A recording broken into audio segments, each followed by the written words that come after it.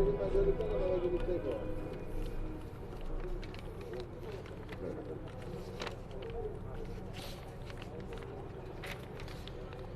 الله الرحمن الرحيم. مشاهدينا متابعينا في كل مكان، السلام عليكم ورحمة الله وبركاته. مرحبا، أهلا وسهلا هنا من ملعب فرانسو حريري في أربيل من الشمال، حيث كردستان العراق والأمطار وأمطار الخير تهطل على الاستاد قبل انطلاق هذه المباراة خاتمة الجولة 22. القاسم صاحب المركز 20 هنا في هذه الأرض المفترضة يضيف فريق زاخو صاحب المركز 8 ب 36 نقطة. هي فرصة لأبناء السيد أيوب أوديشو الفيلسوف للقفز إلى المركز السادس لو تعثر الكرخ بتعادل أو خسارة. سيكون زاخو في المركز السادس مع إمكانية الوصول حتى للمركز الخامس، لأنه لديه مباراة مؤجلة أمام الموصل، وهذا ما قد يمكنه من الوصول خامسا. وفي هذه الأثناء يتطلب أن يكون الفريق بكامل الجاهزية بعد العودة من المملكة العربية السعودية وتأجيل مباراة النصف النهائي أمام الشباب السعودي بسبب أحداث المنطقة.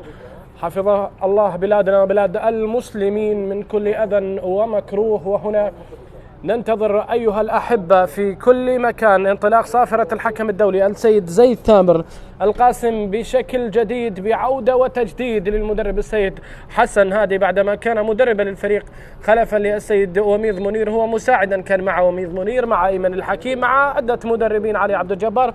وفي الطوارئ دائما ما يقود الدكتور حسن هادي فريق القاسم، رجل مميز، رجل يتميز بجرأة كبيرة لإصلاح الأضرار في النادي، وبالتالي ما يحصل مع الفريق الذي بالمناسبة وصل سويا مع زاخو في موسم 2018-2019 إلى دوري نجوم العراق، بعد أن كان بطل الدوري الدرجة الأولى في ذلك الموسم على حساب زاخو بفارق ركلات الترجيح هنا في بغداد في ملعب الكابتن الراحل شرار حيدر رحمه الله. إذن أيها الأحبة أيها الأكارم، بعد رفقة طويلة طالت 6 مواسم متتالية مع هذا الفريق الأحمر، قد نخسر أسود صورة، قد يودعون أو قد يصمدون كما عودونا في كل موسم. منهم من يقول الحال صعب، ومنهم من يؤمن بالقدرات، ومنهم من يؤمن بإمكانية اللاعبين الموجودة. لذلك وضع النقاط على الحروف خلفها رجل واحد، بعدما وضعت اللجنة الأولمبية هيئة إدارية جديدة لهذا الفريق لتحسين الأمر. هنا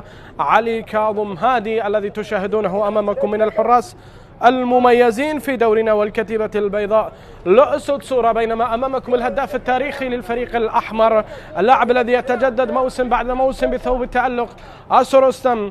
وصول جديد وحضور جديد من الجار النوروس. إذن دقيقة صمت في هذه اللحظات على ما أعتقد. نعم، يجهز حكم المباراة ساعة الوقوف أو لانطلاق المباراة. ننتظر صورة أخرى من مخرج اللقاء لنتأكد مما قد يحدث. إذن أيها الأحبة أيها الكرام، حكم المباراة سيد زيد ثامر يعلن في هذه اللحظات عن انطلاق صافرته، معلنا عن بداية حدث مهم في الجولة، مباراة مهمة لنادي القاسم بعدما اختار هذا الملعب ليكون هذا الملعب مضيفا لهذه المباراة، وبعد ذلك يسافر صوب السليمانية ليأخذ يوم الأربعاء مباراته أمام نوروز. آمال في القاسم كبيرة معقودة على هؤلاء الفتية على البقاء وحجز مقعد مع الكبار في دوري الكبار، وآمال كبيرة لجماهير زاخو الغائبة عن المباراة التي تتواجد في زاخو لتشاهد فريقها الذي عاد بشكل جديد متألقا، الفريق الذي قدم موسم مميز الموسم الماضي حقيقة، يعني هو كان بطلا للمرحلة الأولى، بعد ذلك تغيرت الأحوال. اليوم الصقور يحلقون في سماء دورينا، والآن الأنظار على كرسي الهبوط على المراكز الأخيرة، خصوصا الحال الذي يمر به نادي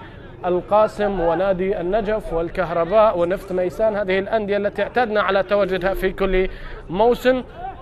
قد يكون هذا الموسم خالي من أندية الفرات بعد هبوط كربلاء، نفط الوسط، الديوانية، السماوة، والآن الأنظار على الفريقين الأبيض والأزرق. قد يغادر الغزلان وقد يغادر أسود صورة، والأمور قد تختلف في قادم المواسم. كرة تلعب إلى خارج أرضية الملعب. بالنسبة للخيارات الفنية، السيد أيوب أوديشو يدخل المباراة بمصطفى طارق، عفوا بعلي كاظم هادي في المرمى، جوزيف موريسو، أحمد إبراهيم، إدميلسون، بوربا أورينهو في الدفاع مع يوسف رائد عبد الكريم، الوسط إليو آدم، أسامة رشيد، أمجد عطوان، شيركو العائد من الإصابة، أسو رستم وديبوتي. هذا الثلاثي الذي يقود الهجوم. في الجانب المقابل السيد حسن هادي يدخل بمصطفى طارق في حراسة المرمى، ذو الفقار محمد فراس، زامل سيسكو هراسي ومحمد سعيد. في الوسط مرتضى قصاد، سيف الدين ظاهر ويوسف محمد الحيمي. اللاعب اليمني عبد الله باسم، علي كريم، حسين وحسين جبار شقيق اللاعب ميثم جبار الذي يتواجد مع النوارس مع الزوراء.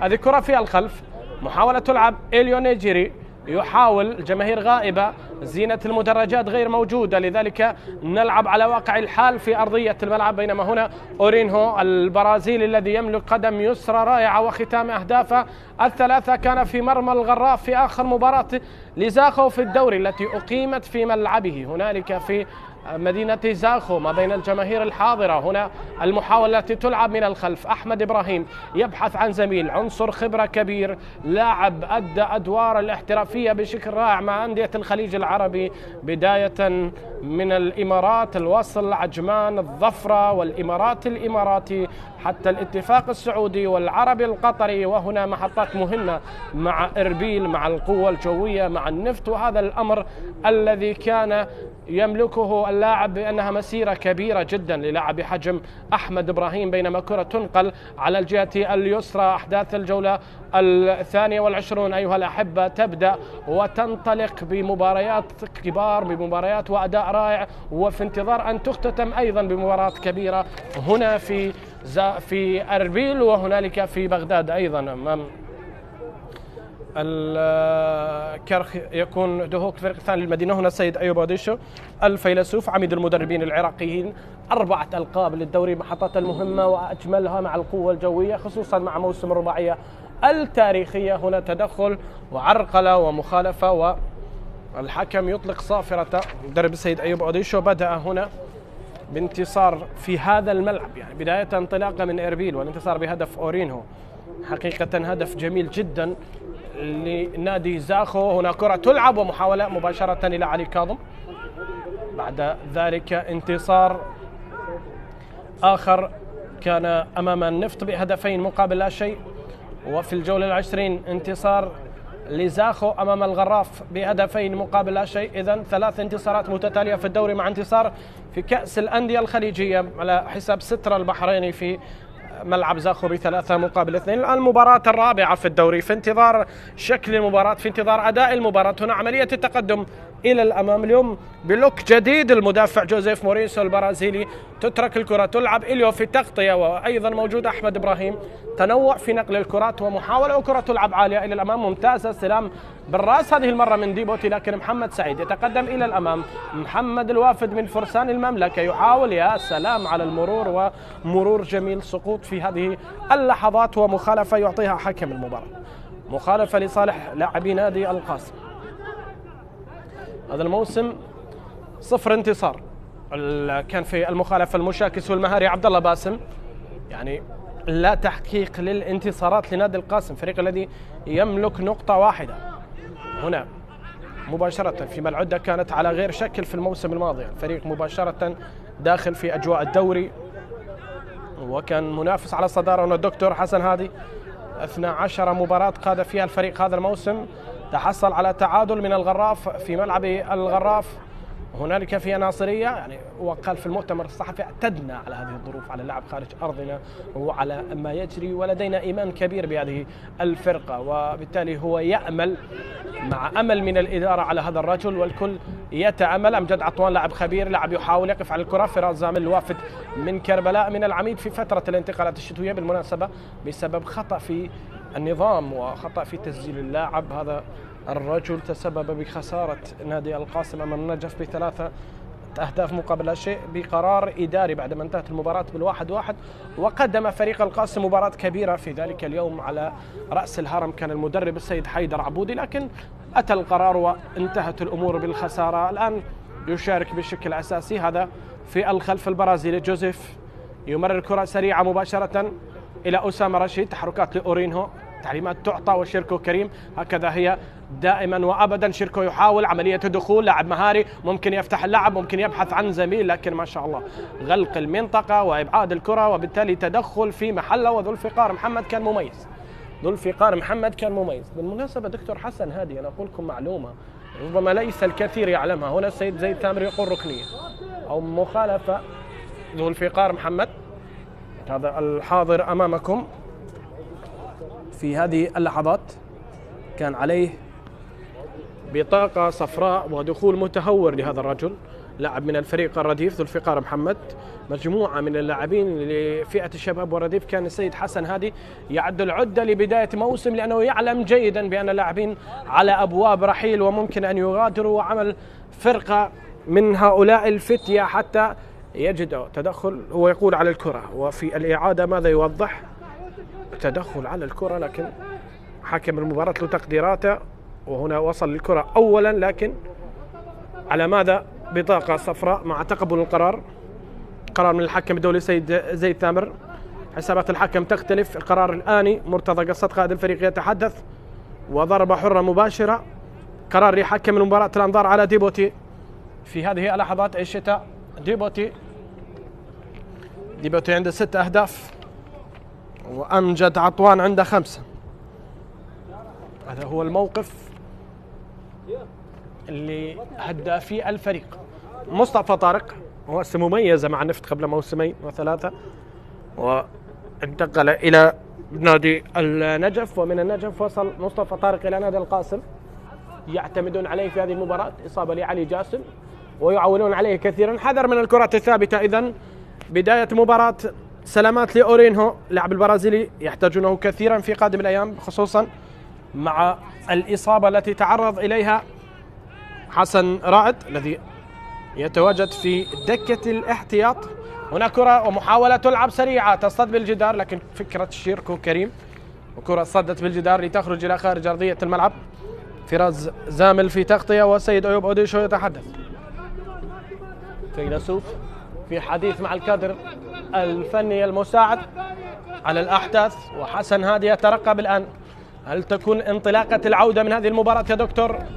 الكل يأمل ويتأمل في القاسم، وربما هنالك يأس، وكرة تلعب. برافو مصطفى طارق، قراءة ممتازة. بينما أورينو الاختصاصي وتدخل في مكانه من سيكو هاراسيب لاعب من ناميبيا. كرة تلعب عالية، ضغط في هذه اللحظات. هاراسيب في مرة ثانية يحاول وذو الفقار يشتت كرة، بينما هنا الوقوف، بينما في انتظار المرور. الفريق الذي كان دائما وأبدا يقدم الأسماء والمواهب، والحارث حاتم، مجتبى محسن، وكذلك محطة مهمة لسيف رشيد، وقوف كبير لحيدر عبد الرحيم، أيضا عمار داخل، وعلي ماجد، وحسين فلاح، وحسن علي برهي، وأسماء مرت من هنا وذهبت وقدمت مستويات مميزة، ومنهم من وصل إلى الفئات العمرية في المنتخبات الوطنية، وهذا الشيء يحسب لعمل كبير في هذا المادي وهذا المدينة. لكن اليوم ترى الأمور تغيرت، وترى بأن توالي الأخطاء في المواسم التي لم يكن فيها حسبان. محاولة المرور، لكن مطالبة بضربة حرة مباشرة، مطالبة بلمسة يد. حكم المباراة يقول استمرار. محمد سعيد، مهمة صعبة جدا أمام لاعب مهاري وسريع مثل ديبوتي، يحاول في المساحات. عملية المرور لهدف أول لأبناء الخابور، راحت ضاعت على شيركو كريم مع مخالفة وراية وتسلل. كل ذلك يحدث الآن، وهنا حكم المباراة السيد زيد ثامر يعلن عن وجود راية وتسلل في هذه اللحظات. اللقاء 12 يستمر ما بين الفريقين. الذهاب انتهى ب1 مقابل لا شيء بهدف جميل جدا سجله محمد علي عبود في مباراة الذهاب هنالك في زاخو، لكن الإياب على غير الأحوال. برافو مساعد الحكم، حقيقة تحية كبيرة للتركيز الكبير للمساعد الأول لحكم المباراة مصطفى عبد الرزاق، مع هاني إبراهيم أيضا مساعد ثاني، ليث فرحان حكما رابعا، أحمد كاظم وأمير داود في الVAR. هذه كرة تلعب، محاولة العودة الآن إلى الخلف مرة أخرى، عملية التمشيط، يحاولون مرة ثانية قطع الكرة، لكن سرعان ما يستعيدها إليو ما بين نيجيري ونيجيري، نسرين نيجيريين في هذه اللحظات يمكن أن يقدمان أداء مميز، وما بين شتات في الجهة اليسرى وتركيز في الجهة اليمنى. الكرة ضاعت إلى خارج أرضية الملعب من اليسار. أيوب أوديشو أكيد غير راضي، مدرب دائما وأبدا بعقلية كبيرة زي ثامر والحديث، وهذا فراس زامل. هل في لمسة يد؟ نعم في لمسة يد طالبوا بها لاعبي نادي القاسم في هذه المرة، وفي مرة ثانية على جوزيف. حكم المباراة يطلب تقليل من الاحتجاجات. اللقاء 12 كما ذكرنا ما بين الفريقين، 11 مباراة جمعت الفريقين، تعادل في 6 مباريات و3 انتصارات لزاخو مقابل انتصارين لنادي القاسم. أمور متبادلة ما بين الفريقين في اللقاء 12. لمن تكون الغلبة أم أن للتعادل موقف جديد ورقم جديد يضاف في مباراة الفريقين. هنا كرة تلعب مرة أخرى،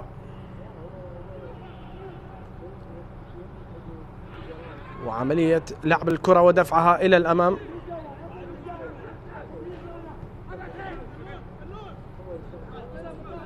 هرسي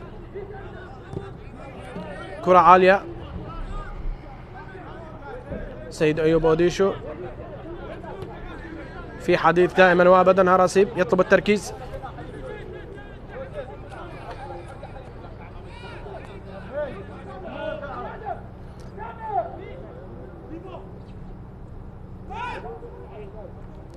تلعب إلى الأمام، محاولة المرور على الخط، الكرة تبعد إلى خارج أرضية الملعب. إليو آدم واضح أمامك، ومحمد سعيد على التنفيذ.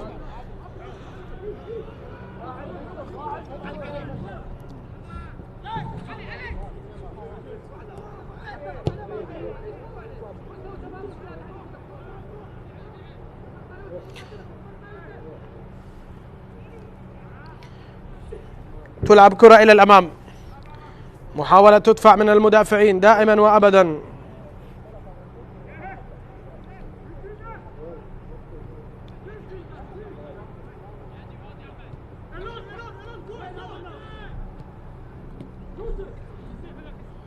تلعب كرة ولزاخو عند ديبوتي مرة أخرى، ديبوتي يحاول. إليو آدم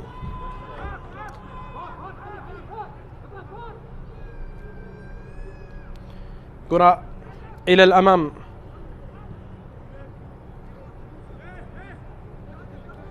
محاولة في نقلة إلى الأمام. تلعب الآن إلى أمجد عطوان، أمجد في تغطية. هرسيب في كرة،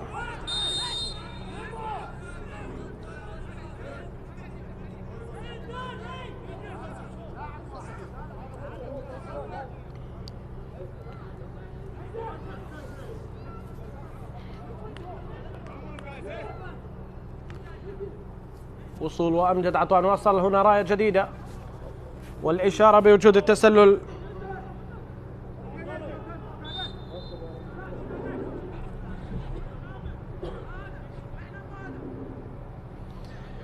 كرة تلعب سريعة إلى الأمام، مصطفى طارق نقل الكرة، جوزيف يحاول مرة أخرى عملية نقل الكرة.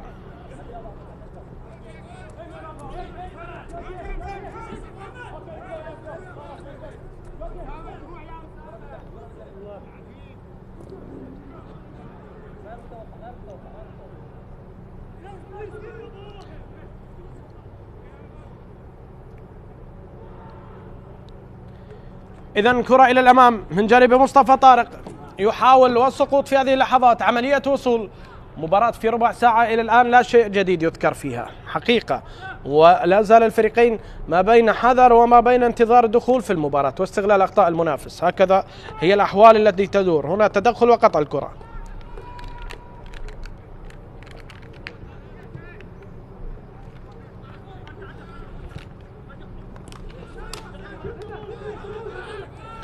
في الوسط أسامة رشيد، يحاول أسامة،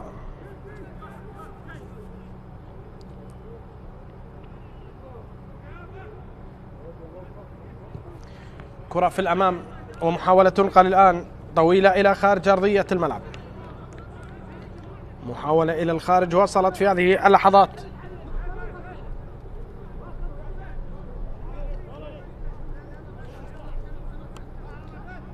مباشرة عند مصطفى، تذهب إلى الخارج. ركلة مرمى الآن في هذه اللحظات.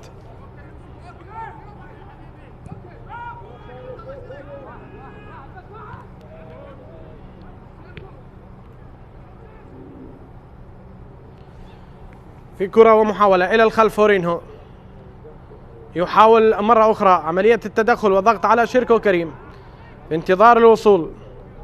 من جهة أخرى التغطية حاضرة الآن. هنا واضح في التغطية عبد الله باسم. عبد الله يحاول 4-2-3-1 الخطة المعتمدة من السيد حسن هادي بنفس الأسلوب السيد أيوب أوديشو. حركية أمجد عطوان وخبرة أمجد عطوان قد تغير كثيرا في المباراة. هنا كرة تفاهم كبير ثنائية رائعة لأمجد وشيركو. محاولة وكرة إلى خارج أرضية الملعب. محطات مشتركة لأمجد عطوان وشيركو كريم. دقيقة في الكويت الكويتي أمام وصول أيضا في الشرطة وفي زاخو. محطات مشتركة ما بين هؤلاء الثلاثة.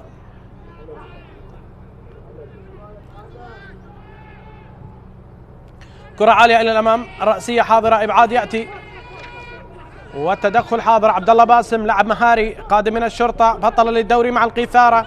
يحاول مرة أخرى. انطلق الآن في انتظار كرة في العمق لافتتاح الهدف الأول. لم تأتي الأولى. في انتظار الثانية وخطأ جديد لكن كرة تعود إلى جوزيف.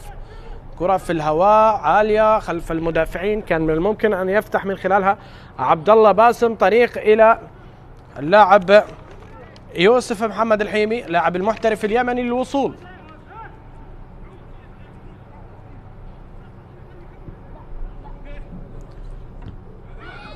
هنا كرة تلعب إلى خارج أرضية الملعب في هذه اللحظات.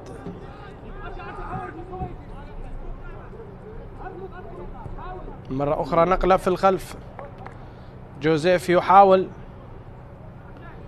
في انتظار الوصول. الكرة تلعب مرة أخرى على الخط. شيركو كريم يفقد الكرة لتغادر إلى خارج أرضية الملعب. رمية جانبية. أورينهو الذي فقد الكرة الأخيرة. إذن فقدها البرازيلي إدميلسون بوربا أوكونيو أورينهو.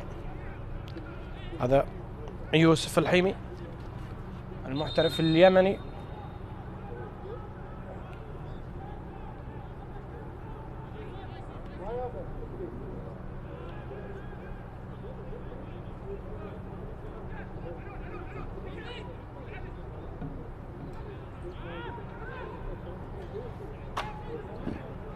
كرة تلعب إلى الخلف. جوزيف يحاول.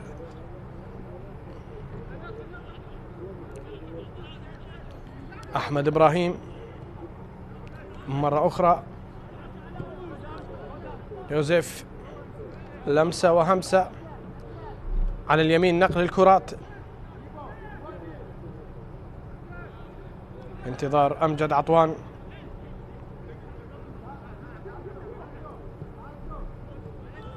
ديبوتي في العمق.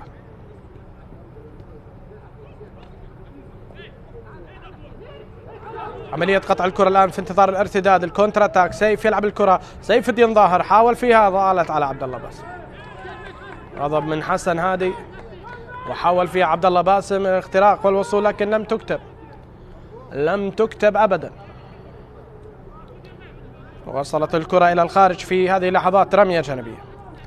علي كاظم هادي. المباراة السادسة في 3 مواسم مع نادي القاسم. داخل مرماه 3 أهداف من مباراتين فقط. و3 مباريات خرج بشباك نظيف. هذا الحارس.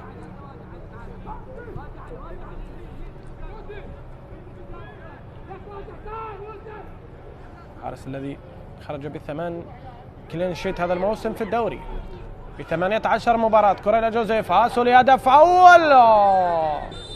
ظل السبيل ظل الطريق ولا وصول إلى المرمى. ضاعت على آسو. في هذه اللحظات كرة ضاعت على آسو رستم. والسيد أيوب أوديشو غاضب أكيد على ما يجري.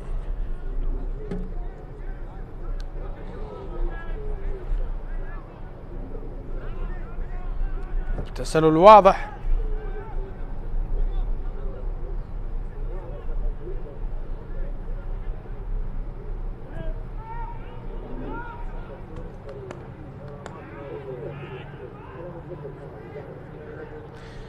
في الجانب المقابل كرة تصل مباشرة إلى علي كاظم.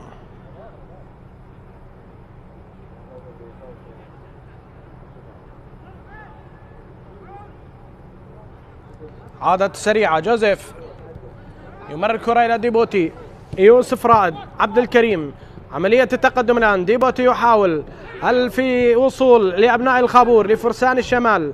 كرة إلى الأمام، خاطئة سريعة تلعب ومحاولة في انتظار المرور، جملة تكتيكية قد يتم الوصول. هذا حسين جبار يتقدم إلى الأمام، لكنه الخبير، لكنه القائد الذي وصل في اللقطة الماضية إلى كرة في توقيت راع. أورينهو يتقدم إلى الأمام، مشروع هدف أول قد يكون وقد لا يكون ولا يكون، ما زال الأمل حاضر.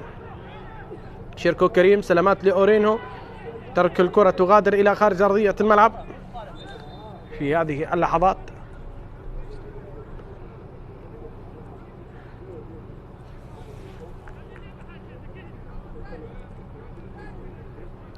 لاحظ هنا التقدم، كرة لعبت لأورينهو لكن تحسب لذو الفقار محمد، تدخل في توقيت راع، لاعب يملك بطاقة صفراء لكنه وصل مباشرة بشجاعة كبيرة، وما شاء الله ما شاء الله تايمينج رائع وانزلاق جميل جدا في هذه اللحظات. عمل تاكلينج في حالة رائعة جدا، ذو الفقار كان رائع.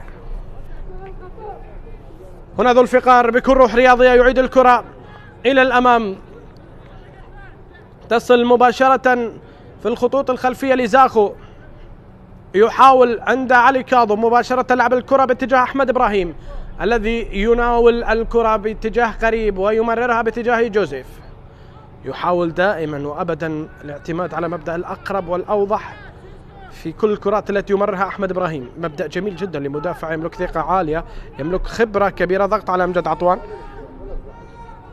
قدموا شوط مثالي جدا لاعبي نادي القاسم أمام الطلبة في المباراة التي خسروها بهدفين مقابل لا شيء. أكيد فرق إمكانيات، فرق لياقة بدنية، لكن تحسب للفريق أنه قدم شوط أول مثالي، خرج متعادلا، وهذا ما يعطي مؤشر إلى أن الفريق بدأ يدخل في فورمة مباريات الدوري. هذه كرة، الاعتماد على الكرات السهلة من اليمين، 1 2 3 4 5 مقابل 3 الآن، كرة سهلة تلعب وإلى خارج أرضية الملعب. ركنية يقول حكم المباراة، بينما يوسف رائد عبد الكريم ماذا كان يطالب؟ ماذا كان يطالب؟ كان يطالب بمخالفة بعد الارتقاء الأخير. لاحظوا الكرة العالية التي وصلت ومباشرة التدخل من يوسف رائد عبد الكريم وإبعاد الكرة، بينما هنا لعب سريع وكرة وصلت إلى علي كاظم. في أي حال بدأ فريق القاسم يدخل في المباراة، بدأ يأخذ الثقة، يبحث عن هدف، خصوصا أن آخر هدف سجل نادي القاسم كان في الجولة 18 أمام نفط ميسان في المباراة التي خسرها في الوقت البديل. يومها علي كريم حسين المهاجم سجل هدف، وهنا في انتظار هدف جديد قد يكون يسدد من هذا المكان.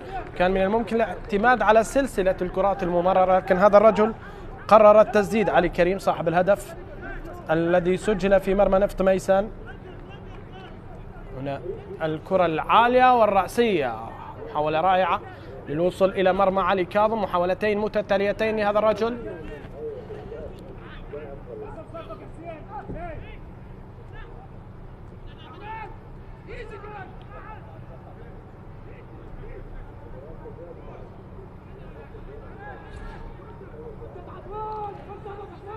أسامة رشيد، كرة عالية إلى الأمام عند ديبوتي، الرأسية حاضرة بالخطأ تصل لصالح لاعبي نادي القاسم، لكن فقدان الكرة السريع.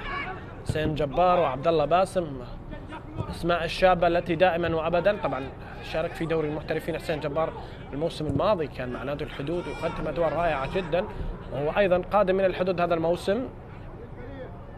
جوزيف وعلي كريم، الكرة تلعب وتعود إلى الخلف، مجهود كبير مع تحفيز حاضر.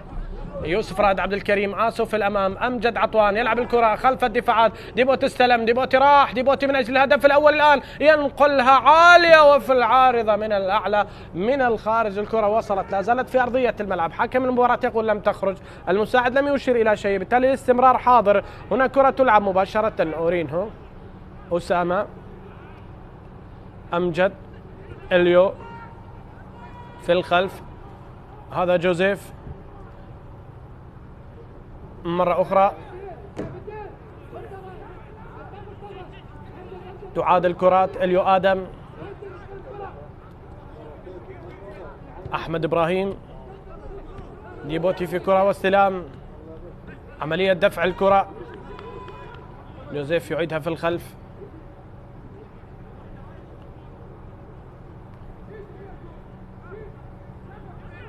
إليو مرة أخرى، أحمد إبراهيم، تغيير اتجاه اللعب، تقدم إلى الأمام. ديبوتي، الرأسية حاضرة،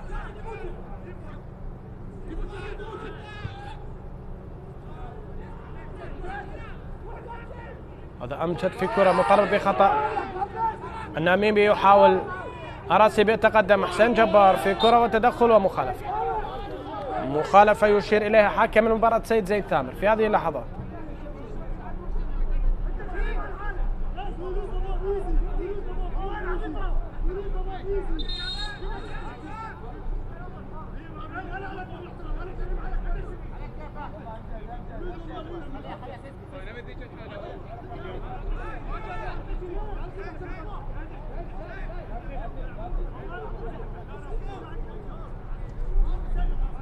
بالمحاولة الأخيرة التي كانت من ديبوتي،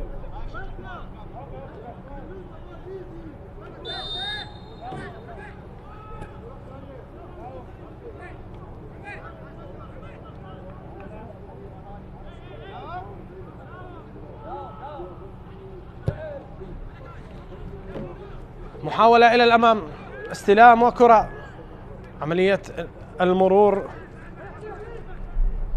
فيها نقل الكرات ووصول محاولة الآن لهدف أول.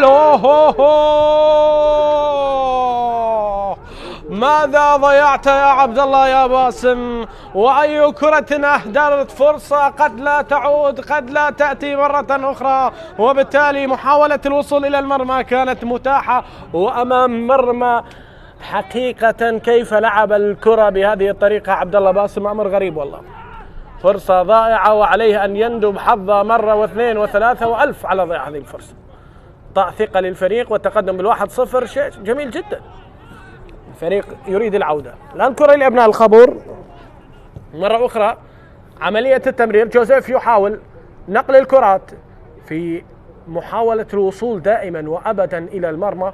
تشاهد تقدم لاعبي الأطراف والأجنحة وزيادة لاعبي العمق، لكن الفريق المنافس دائما ما يحاول إغلاق المنافذ وعدم اكتمال شكل الهجمات التي يلعب بها الفريق الأحمر. هو العائق الوحيد على الوصول رغم التركيز الكبير لنادي القاسم، لكنهم قادرين على اختراق لاعبي زاخ. اليو آدم،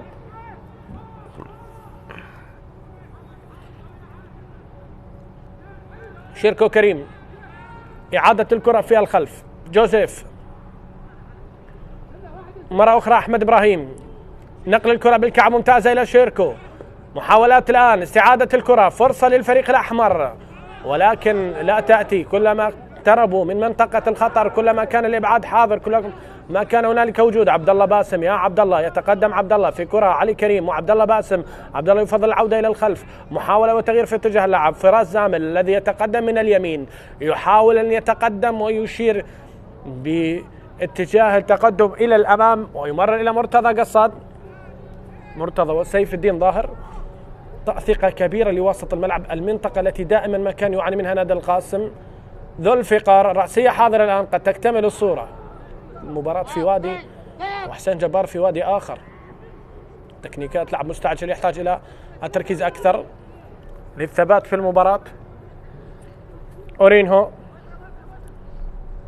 كرة ومحاولة على اليمين. شيركو يحاول من خلالها. أسامة رشيد،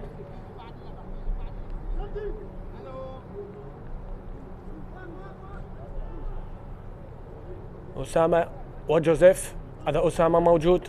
أورينهو ينتظر كرة من أسامة. أسامة الخبير يلعب الكرة إلى أمجد عطوان، لكن تدخل وافتكاك الكرة بشكل مناسب. علي كريم يمرر إلى عبد الله باسم. عبد الله في الكرة، عبد الله ينتظر زميل. إلى أين حتى عبد الله خارج المنظومة يعني. تعب في الخطوط الأمامية. تذكرون المرتدات في الموسم الماضي لنادي القاسم، مرتدات قاتلة يقودها الحارث وسيف وحيدر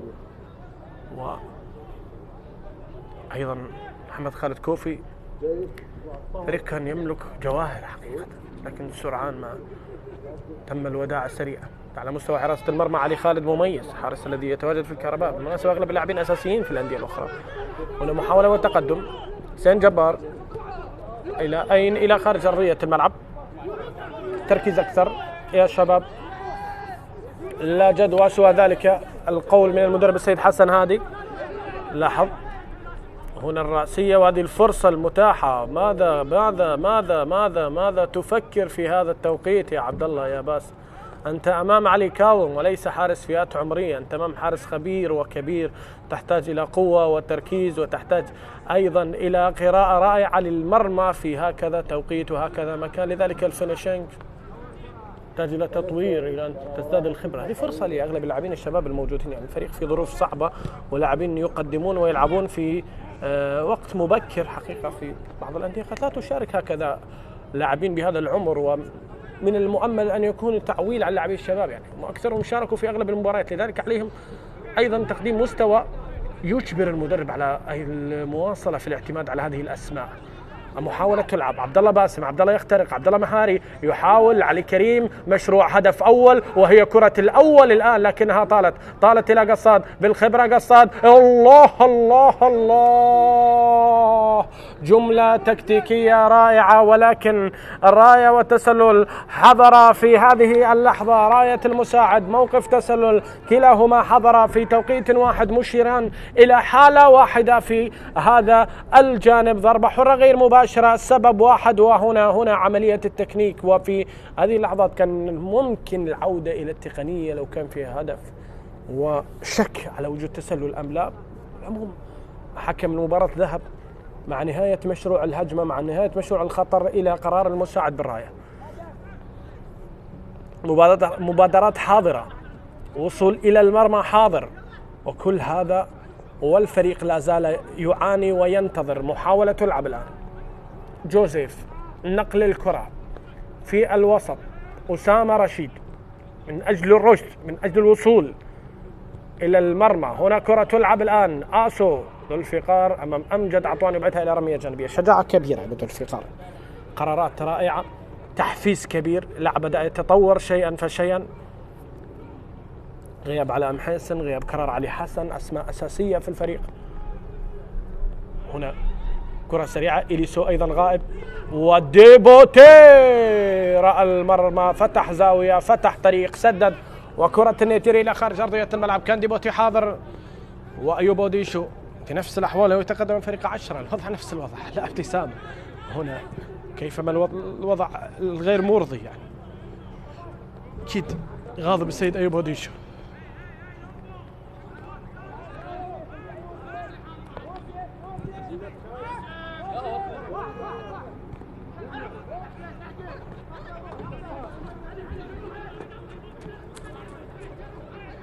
كرة تلعب إلى الأمام، واصلة، علي كريم، تدخل، مطالبة بركلة جزاء، لكن لا شيء يقول حكم المباراة يوسف اليمني. يحاول فيها يوسف محمد، ولكن وصلت إلى الحارس علي كاظم. جهود مستمرة.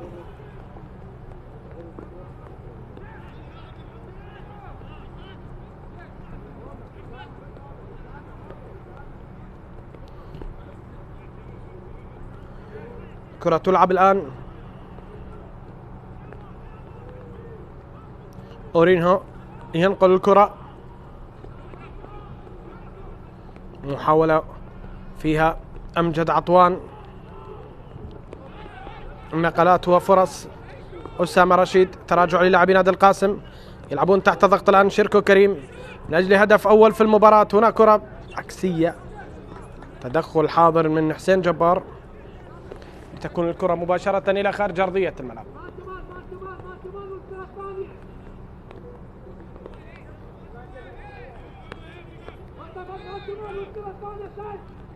إشارة كبيرة، تكرار للفظ المان تو مان، رجل لرجل.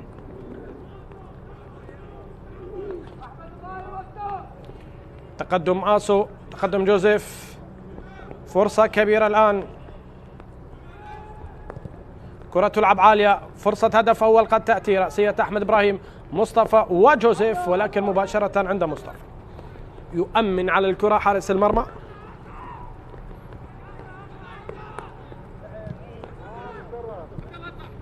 لاحظ هنا الكرة العالية التي لعبت وصلت برأسية أولى وثانية، آسو مباشرة، كرة ضعيفة أيضا إلى أحضان حارس المرمى مصطفى. جلس السيد أيوب أوديشو يشخص الأخطاء، وماذا هناك؟ هل في تسديدة من بعيد تصدى لها حارس المرمى وذهبت إلى ركنية تحت الأمطار. حسن هادي يترقب والفرقة تترقب، وعلي كاظم في انتظار كرة في منطقة الجزاء.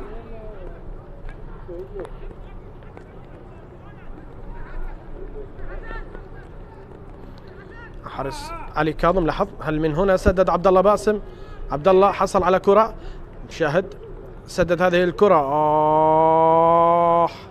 أين كنت من الكرة التي أمام المرمى؟ حقيقة كرة جميلة جدا من عبد الله باسم، وردت فرع من علي كاظم. الآن كرة ركنية، فريق القاسم قد يسجل، قد يضع نفسه في المباراة من هذه الحالة. ارتداد الآن، كونتر اتاك، أمجد عطوان، عملية التمرير، آسو رستم إلى أمجد عطوان، أمجد يلعب الكرة طويلة، لكن إلى أين؟ إلى مصطفى طارق حارس المرمى الذي يصل إلى الكرة، يوصل إلى عملية المسك. نحن نقترب من شوط أول سلبي من دون أهداف، صافرة من حكم المباراة على إيقاف المباراة. ماذا هناك؟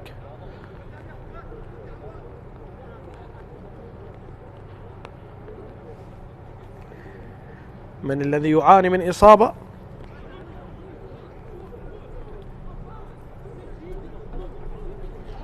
ذو الفقار.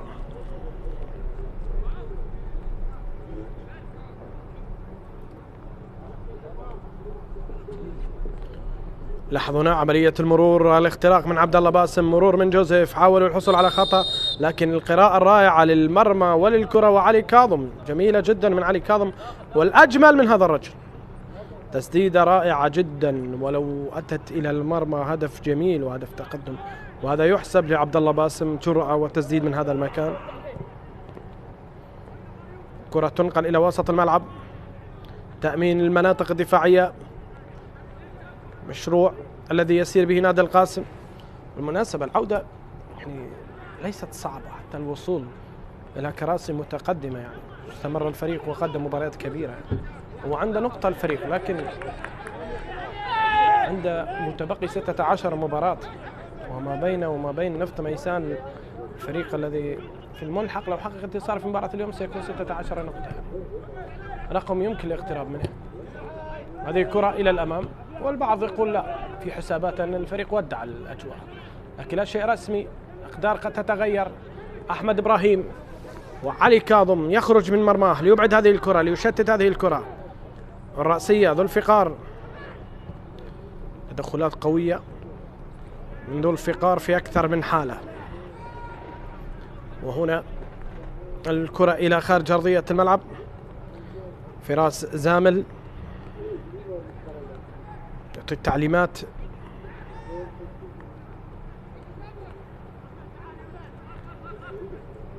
هذا إليو،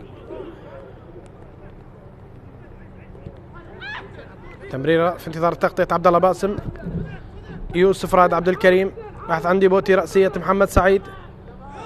هنا تدخل يأخذ مخالفة. 5 دقائق الأخيرة دخلناها أيها الأحبة من الوقت الأصلي، في انتظار ما تبقى.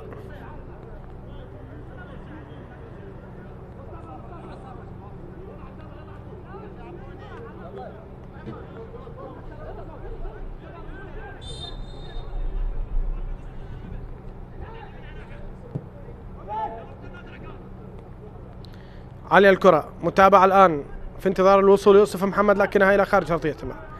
فرق في البنية، فرق بدني يعني، والأمور تسير على نحو قريب. طبعا الموسم قبل الماضي وليس الموسم الماضي فريق القاسم كان قريب حتى آخر لحظة في مباراة البيشمركة من الوداع، حتى انقلبت الموازين وعاد الفريق وتعادل وقلب المباراة، وبقي في الدوري أما الآن فربما آن الأوان لوداع هذا الفريق لنهاية الرحلة في دوري نجوم العراق، إلا إذا جد جديد.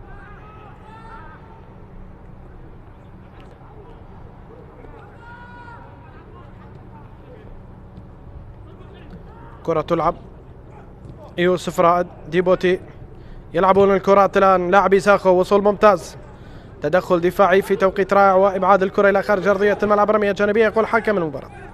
هذا محمد سعيد.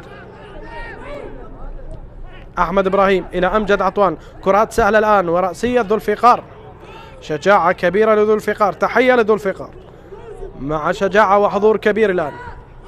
ديبوتي يحاول، ظروف الصعبة تصنع لك أسماء حقيقة شرسة صعبة المراس.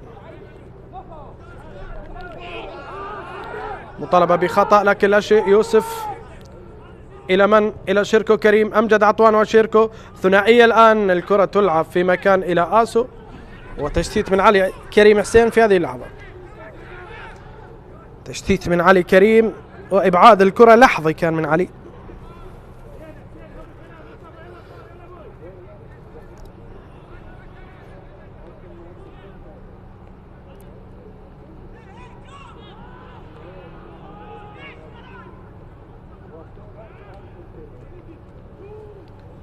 لاحظونا مطالبة كان بخطأ لصالح حسين جبار. يوسف رائد، ضغط من ساخو، قد يأتي الهدف الأول. مصطفى يبعد الكرة، حارس المرمى قرر الإبعاد. حسين جبار يخرجها إلى خارج أرضية الملعب.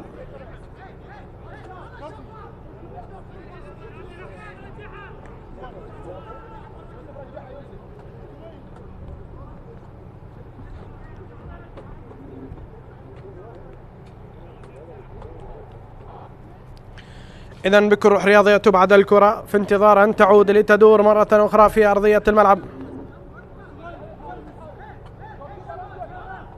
الدوري سيد زيد ثامر، شوط رائع جدا قدم حكم المباراة هرسيب الناميبي.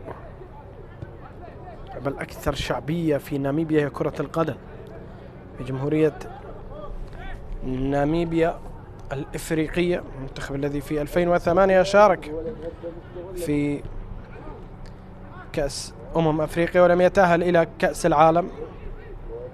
هذا الناميبي الذي شاهدناه موجود مع نادي القاسم. كرة تسدد مباشرة إلى مصطفى،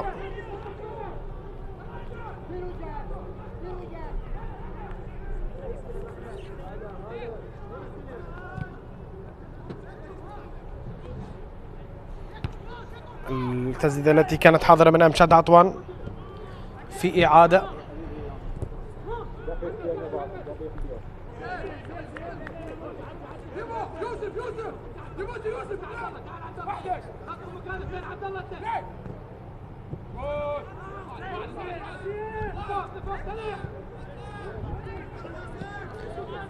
دقيقتين وقت مضاف. فريق القاسم مشاهدينا الكرام على أعتاب الخروج بتعادل سلبي في شوط المباراة الأول. دائما ما يقدم مباراة كبيرة أمام ساخو. ذكرنا مباراة الذهاب انتهت على هدف محمد علي عبود.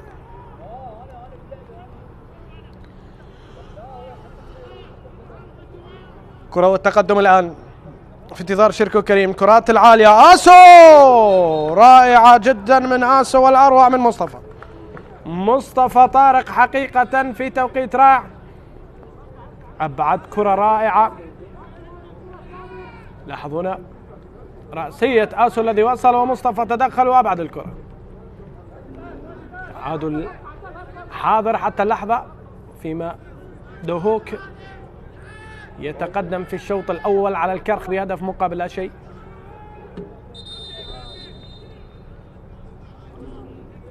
دهوك الذي بدأ يتقدم إلى الأمام، لكن الفرصة الكبيرة للتقدم هي لساخو. صار في مباراة اليوم مباراة مؤجلة، الفريق سيستأذن القرمة ويصبح خامسا. أربيل أيضا لديه مباراة مؤجلة أمام ديالى. شرطة والنفط وبغداد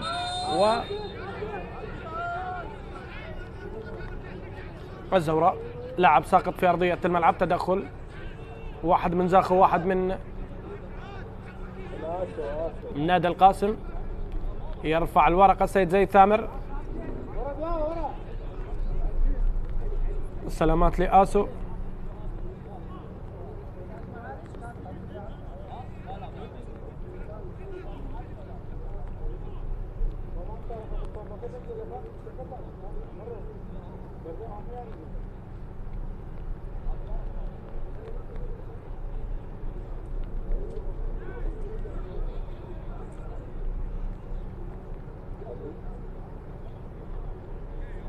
بطاقة صفراء يعطيها حكم المباراة لآسو أم لمن؟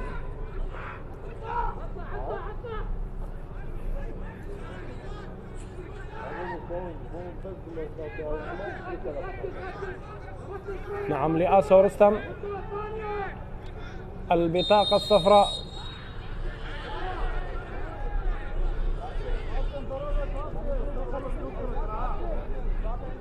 بينما بطاقة أخرى لسيف الدين ظاهر. ماذا يجري في منطقة الجزاء؟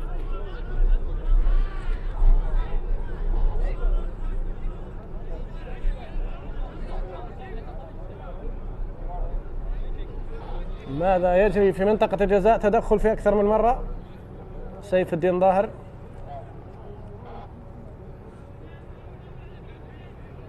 حاولت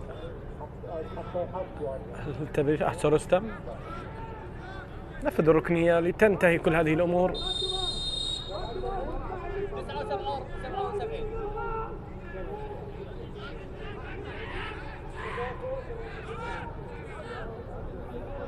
في انتظار التنفيذ. هذه كرة عالية تلعب، هرسي بيبعدها. هنا كرة إلى الأمام. إذن أيها الأحبة، الحكم الدولي السيد زيد ثامر ينهي أحداث هذه المواجهة في الشوط الأول بتعادل سلبي من دون أهداف ما بين القاسم وزاخو لحساب الجولة 22 من دوري نجوم العراق. استراحة قصيرة ونعود إليكم إن شاء الله قبل لحظات من بداية الشوط المباراة الثاني.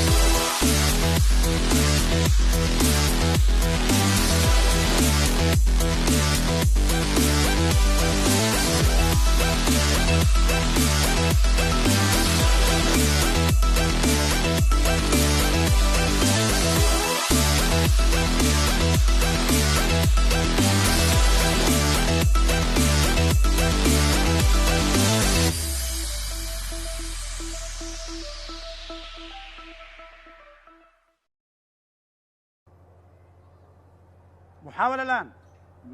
مسس معروفي غيث عالية رأسية. الله للأنيق. مسوبة سايمون برأسية رائعة بشباك نادي القاسم. سجل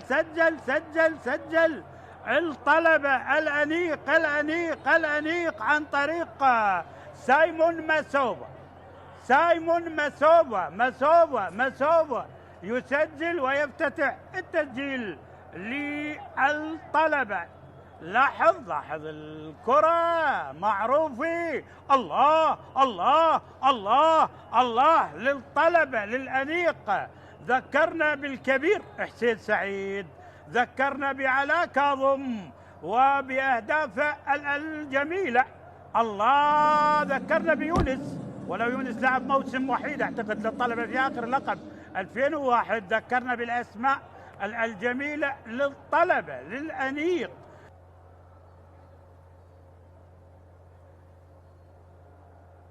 معروفين، عالية وخطيرة والرأسية، وثاني ثاني ثاني ثاني ثاني ثاني لعلاء عبد الزهراء الأنيق.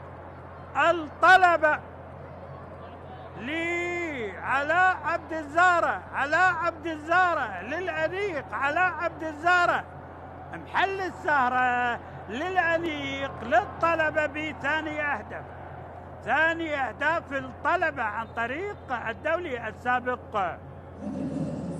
لاحظ لاحظ لاحظ علاء ورأسية رائعة، حطها حافظة للهدف.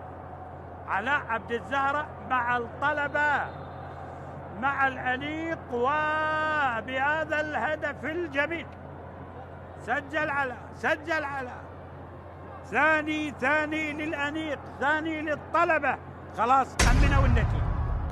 حكم المباراة يطلب من الجميع المغادرة، ونحن نقف على أعتاب ركلة الجزاء التي يتقدم إليها محمد قاسم. محمد من أجل فرحة في المعقل. الله، السفينة أصلحت وعادت جارفة، فليحذر الجميع. بادرة العودة في الجنوب بدأ بها الميناء، بدأ يسير في طريقها وبدأ يذهب على السكة المعهودة للانتصارات. هدف أول يدون وركلة جزاء تجعل هذا الرجل يضع الميناء في مقدمة المباراة. في بداية المباراة يسجل هدف أول في وسط الشوط. كرة قوية جميلة، ركلة جزاء مركزة والعمواس يحاول وخطأ لا يغتفر من المدافع. وهنا محمد قاسم يتقدم إلى الأمام ليضعها في الشباك، وبعد زاخو والشرطة والموصل يضع هدفا رابعا في مرمى النجف ليضع في سجلاته هذا الهدف الذي القرع. أن يتقدم المغربي وأن يفتتح التسجيل أمانة بغداد. تأتي هنا التحضير، هنا العرضية، وهنا الراسية لا زالت مستمرة، وهناك صافرة وخطأ. صافرة حكم المباراة نعم تشير لخطأ بعد التدخل، وهنا يبدأ الاحتراز من اللاعب كمال لهذا التدخل. نشوفه بنعاته، شاهد هنا الارتقاء وهنا الرأسية، وكمال القرع هل اشترك مع الحارس أمجد رحيم. شاهد هذه الإعادة. كانوا يظنون بأن هنالك تسلل، ولكن لا وجود للتسلل بعد المرور بهذه اللقطة وبعد هذه العرضية. اشترك اللاعب كمال القرع مع الحارس وسقط أمجد رحيم أرضا بهذه اللقطة بعد ما عبرت براسية اللاعب منتظر عبد السادة. نعم بالكعب للخلف اسكنها المرمى بهذه الطريقة، وارتدم أو اصطدم الحارس بظهر اللاعب، كان يعطي ظهره للحارس. وبالآخر قرار حكم المباراة باحتساب الهدف الأول لنادي أمانة بغداد. إذا أول أهداف المباراة ملعوبة لنفط ميسان. تقدم ما بين ديمي وداوود. جول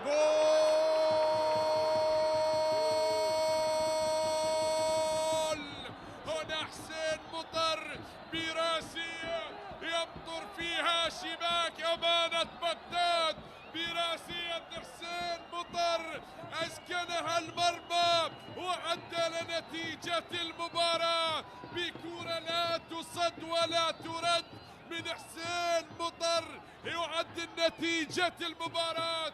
حسين مطر الذي لا يكذب خبر، بعد أن أتت الكرة عالية ارتقى عاليا وأسكنها الشباك بهدف يعدل نتيجة المباراة قبل نهاية أحداث الشوط الأول. وضعها في الزاوية البعيدة لمرمى الحارس عمار علي. نعم هي بسقف المرمى وصعبة جدا كانت على الحارس عمار علي، تعدل نتيجة المباراة وتعيد المباراة. الهدف الثاني غاب عن أجواء المباراة، لا لنفط ميسان. الله،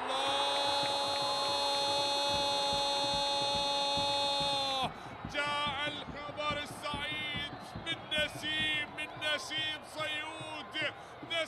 صيود، ونعم بهذا النسيم الجميل هنا بملعب ميسان الأولمبي. نسيم صيود يصطاد أمانة بغداد ويسجل الهدف الثاني. يصطاد الأسود نسيم صيود بهدف ثاني في المباراة في وقت قاتل لفرسان المملكة، يعلنون الهدف الثاني عن طريق البديل. شاهد هنا الخطأ من عباس ياسين، أعاد الكرة للمدافع ولكن نسيم لن يكذب خبر، استغل سقوط اللاعب لامين ساماته وتقدم التونسي، اسكنها المرمى وضعها في الزاوية البعيدة بكرة أرضية قوية يعلن فيها عن الهدف الثاني. ثاني أهداف في المباراة لنادي نفط ميزان عن طريق اللاعب نسيم صيود البديل الذي يشرك من قبل المدرب علي عبد الجبار، يعلن عن الهدف الثاني. تمرير عالية من ادميلسون، الضربة الرأسية خطيرة، الله الله،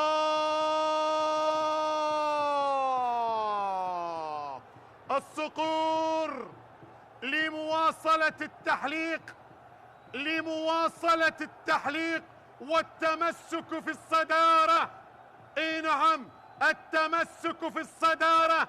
صقور العاصمة في كل مكان وزمان، صقور العاصمة في كل مكان وزمان. اي نعم، لمواصلة التحليق والتمسك في الصدارة. اي والله، القوة الجوية وبضربة راسية عن طريق محمد جواد يسجل أول أهداف المباراة. يرتقي عاليا ليسجل أول أهداف المباراة. حلوة الكرة الماضية الرأسية الماضية، يرتقي ويسجل ويتقدم القوة الجوية بأول أهداف المباراة. الكرة تنفذ والكرة تلعب، بعد ذلك رأسية جول. الله الله الله،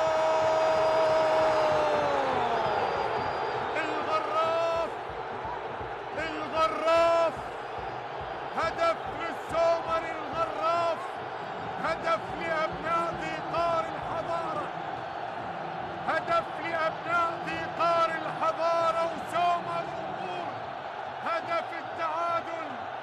الله الله،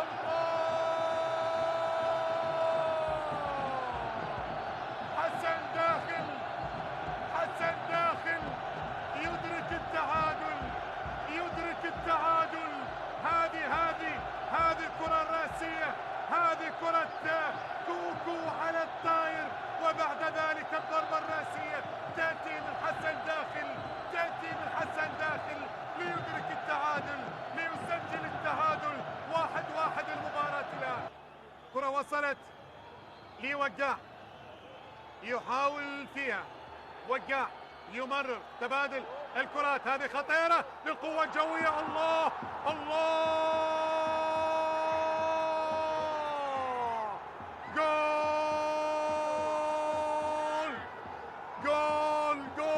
جول ثاني، هدف ثاني للصقور. وفي أي وقت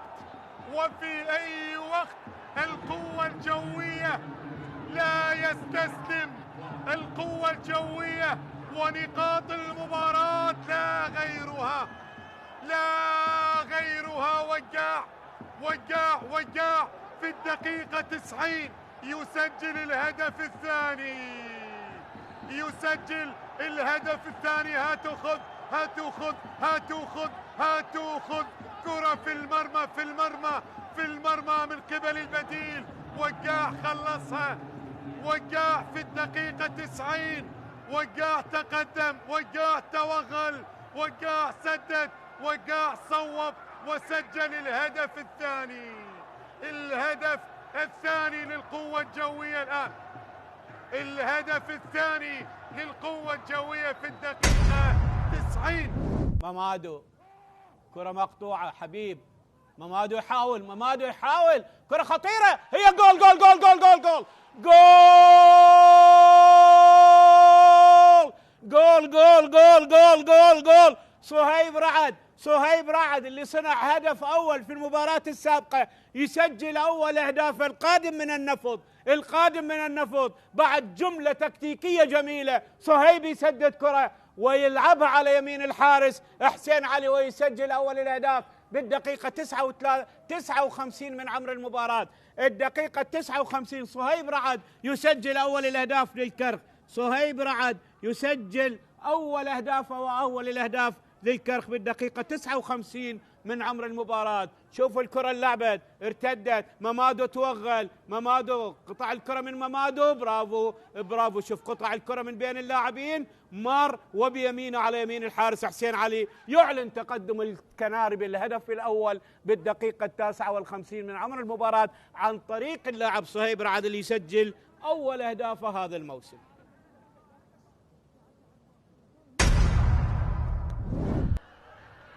ركلة حرة لصالح ديالا، نلعب في الدقيقة 90.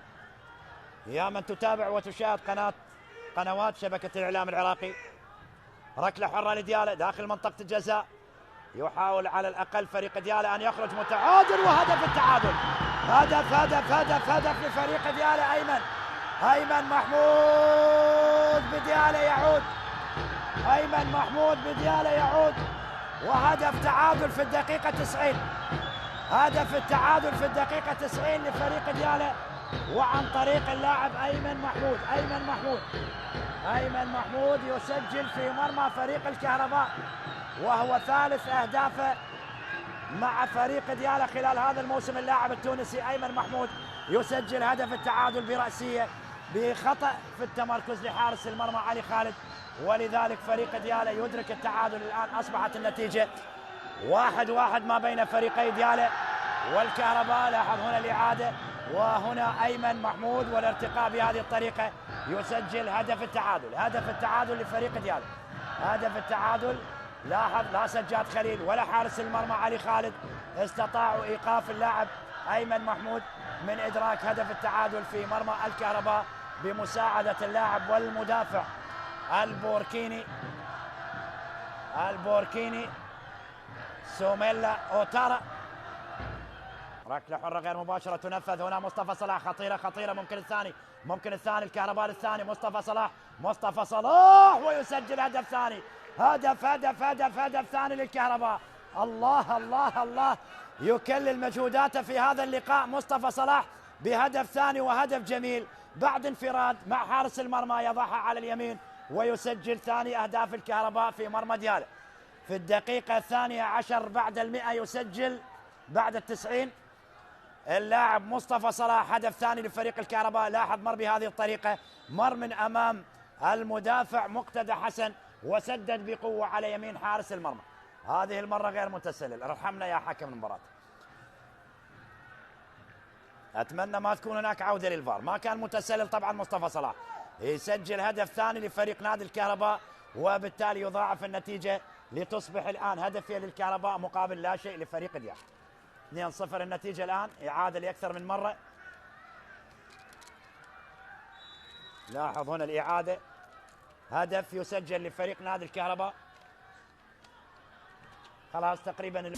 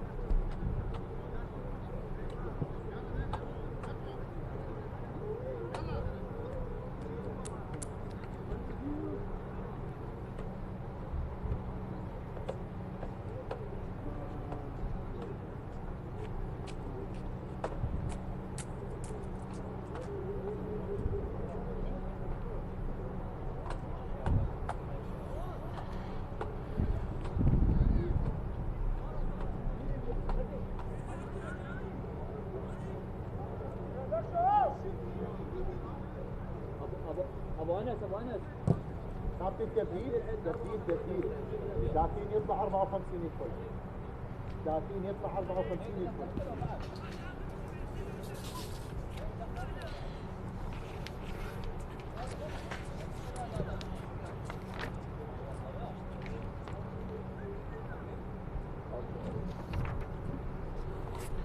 مشاهدينا الكرام في كل مكان، مرحبا أهلا وسهلا بكم مرة أخرى. أحداث شوط المباراة الثاني هنا وأحداث الجولة الثانية والعشرون. شوط أول انتهى في هذا اليوم بتعادل سلبي من دون أهداف ما بين فريقي القاسم وزاخو، والآن انتظار بداية شوط المباراة الثاني.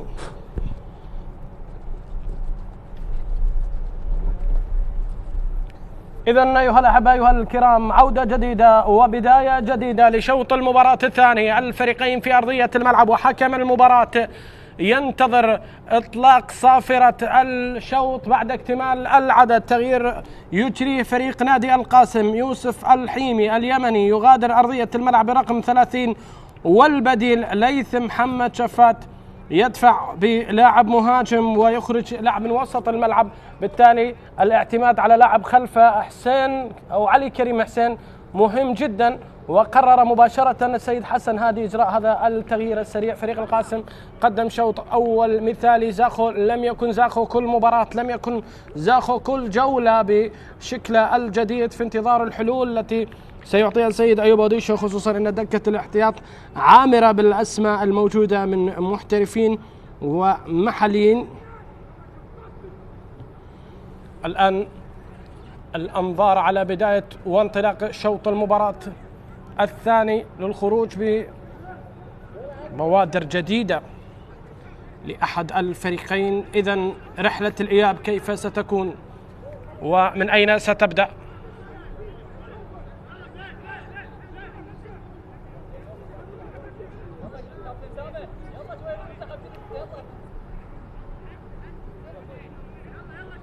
إذن الرجل يضبط الأوضاع السيد زيد ثامر، الحكم الدولي المميز الذي دائما ما يكون حضوره بمستوى المباريات التي يقودها.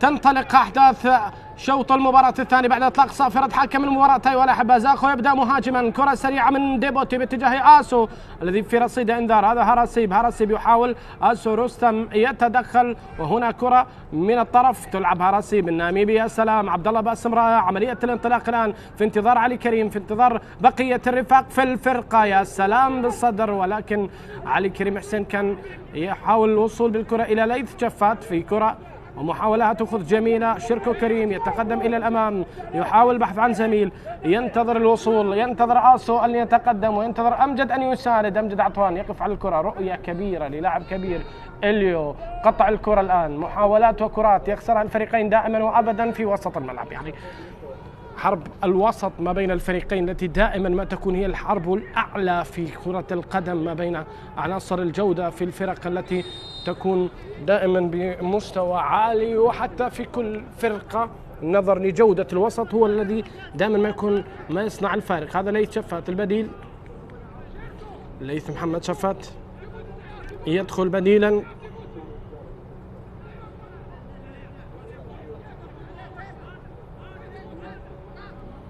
هنا كرة تلعب من مصطفى سريعة إلى الأمام. مصطفى طارق يلعب الكرة. عناصر الجودة التي تصل بالفريق الأبيض إلى المرمى غائبة، وإلا الفرص كانت متاحة، كانت سانحة. الآن محاولة تلعب شيركو، فرصة حسين جبار يلعبها إلى الأمام. انطلاقة عبد الله باسم، يوسف رائد، عبد الله مهاري، عبد الله قد يفتح زاوية، قد يسدد ويسدد. والآن محاولة أخرى جديدة لنادي القاسم. علي كريم، إبعاد يأتي من جانب أورينهو. جوزيف وعلي كريم يتدخل، وركلة جزاء. ركلة جزاء يشير إليها سيد ثامر في هذه اللحظات مباشرة. إذن بداية ودخول رائع، وفريق نادي القاسم يقدم مستوى مميز. جوزيف هل وقف أمام هذه التسديدة؟ هل وقع في المحظور؟ علي كريم يتدخل بذكاء بتوقيت رائع، والحكم لا يتردد في الإشارة إلى ركلة الجزاء. موريسيو البرازيلي الذي عوض باتريك مارسيلينيو يأتي إلى هنا. لاحظ هنا علي كريم ذكاء، ركلة جزاء صريحة واضحة، وحكم المباراة لحظ أي ذكاء، وضع قدم اليسرى أو اليمنى ووصل توا إلى الكرة حتى حدثت الحالة وكأنها محسوبة حساب عند هذا الرجل. إذن في انتظار زعرة الأسود في الشمال، في انتظار زعرة الأسود في مرمى فرسان الشمال، في مرمى أبناء الخابور.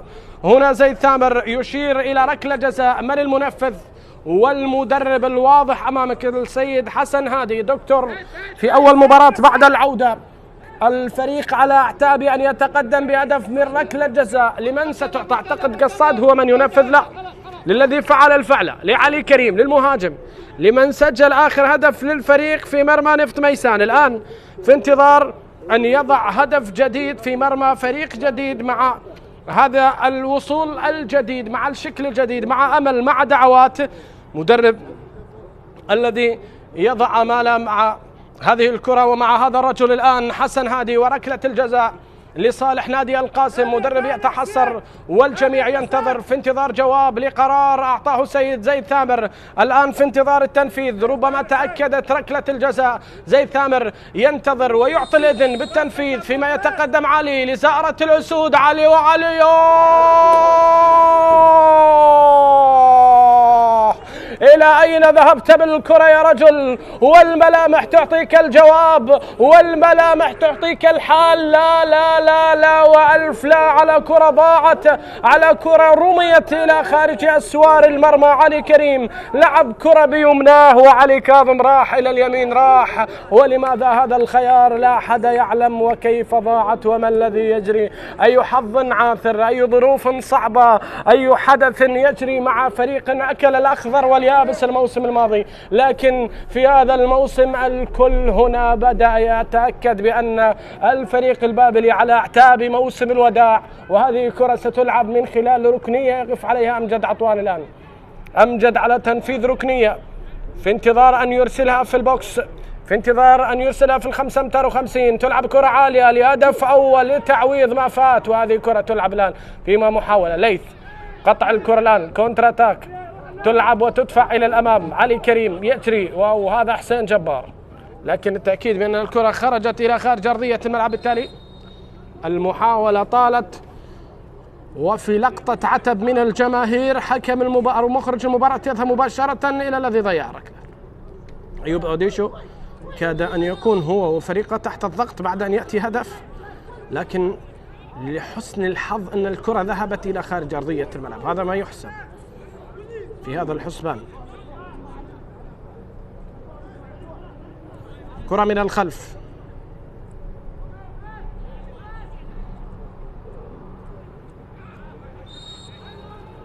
في انتظار تنفيذ كرة ومخالفة جديدة، صافرة جديدة. محمد سعيد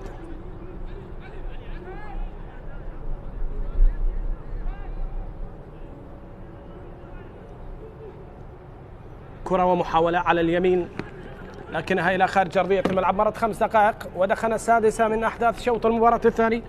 شاهدنا حدث مهم في المباراة كاد أن يغير مسارها، لكن الكرة ضاعت. ركلة الجزاء هي الحدث الأهم.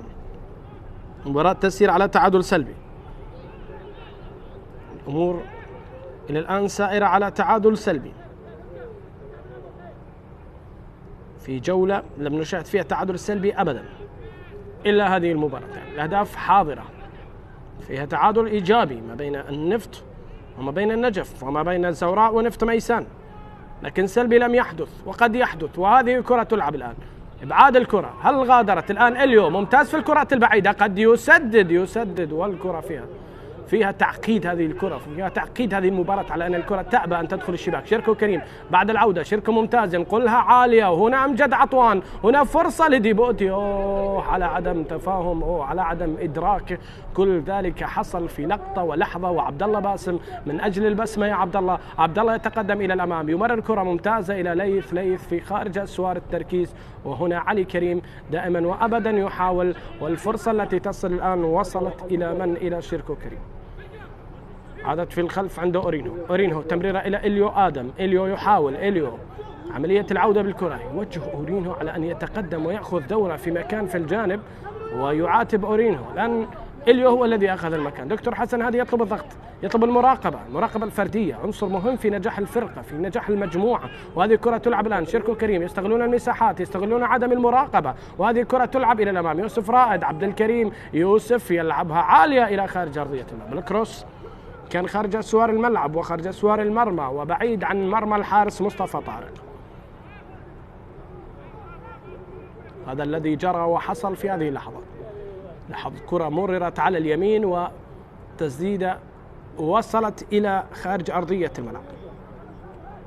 كان حاضر فيها يوسف رائد عبد الكريم للتغطية، وهذه محاولة تلعب الآن. جوزيف يفقدها أورينهو. جوزيف يتدخل هذه المرة، يتدخل ليتدارك، بينما هنا التفاف ودوران. محاولة مرة أخرى عالية، تغيير في اتجاه اللعب. ديبوتي، الشتاء يحاول في الشتاء، يتقدم، ينتظر آسو، ينتظر أمجد عطوان. لاعب مهاري قادر على المرور في المساحات الضيقة، خصوصا إن كان فيها دخول منطقة جزاء، وصول على الخط. هذا ديبوتي فيه ممتاز. أمجد عطوان يحاول تهيئة الكرة، بينما القائد ليث جفات يعيدون كرة إلى الخلف. هذه الكرة العالية، حسين جبار بكنترول ولكن إلى خارج أرضية الملعب. هذا حسين جبار، تغيير وحيد أجري الآن. طبعا ممكن أن يدفع به أمير حسن، محمد علي. خيارات الهجومية بعيدة عن نادي القاسم، لم يفكروا في الخطوط الأمامية، لا أعلم. وهذه الكرة من ديبوتي ذهبت مباشرة إلى خارج أرضية الملعب. واضح أمامك هراسيب الناميبي في جمهورية تعشق كرة القدم، مكونة من 3 مليون نسمة ناميبيا.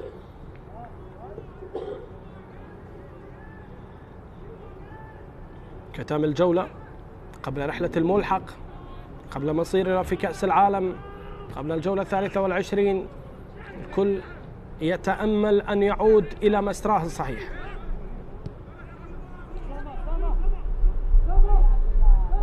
أسامة رشيد، تقدم للاعبي زاخو، نقلة على اليمين. أحمد إبراهيم، حوار وكرة تنقل، فيما يوسف رائد.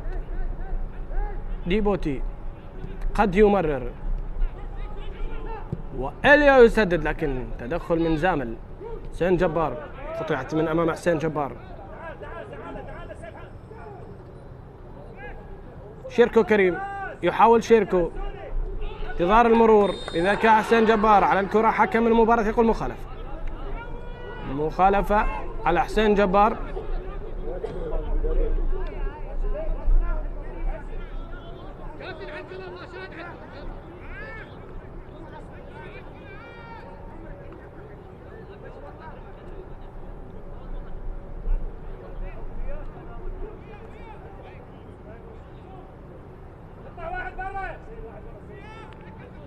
من الإعادة واللقطة والتدخل.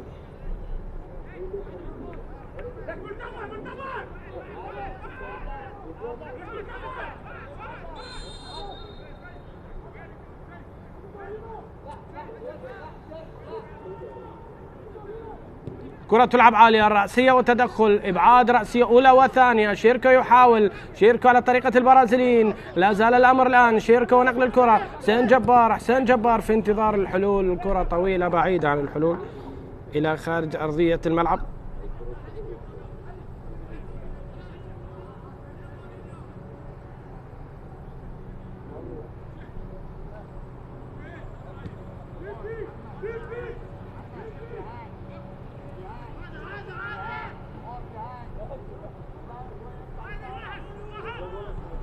كرة من الخلف. إليو يحاول، إليو هراسيب ذو الفقار، لمسة وكرة مخالفة يشير إليها حكم المباراة.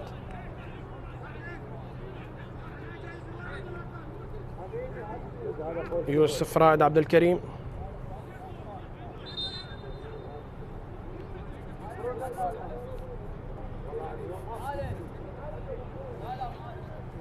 لاعب مصاب، حكم المباراة يطلب دخول الكادر الطبي. شاهد يوسف وعبد الله باسم، سلامات لعبد الله.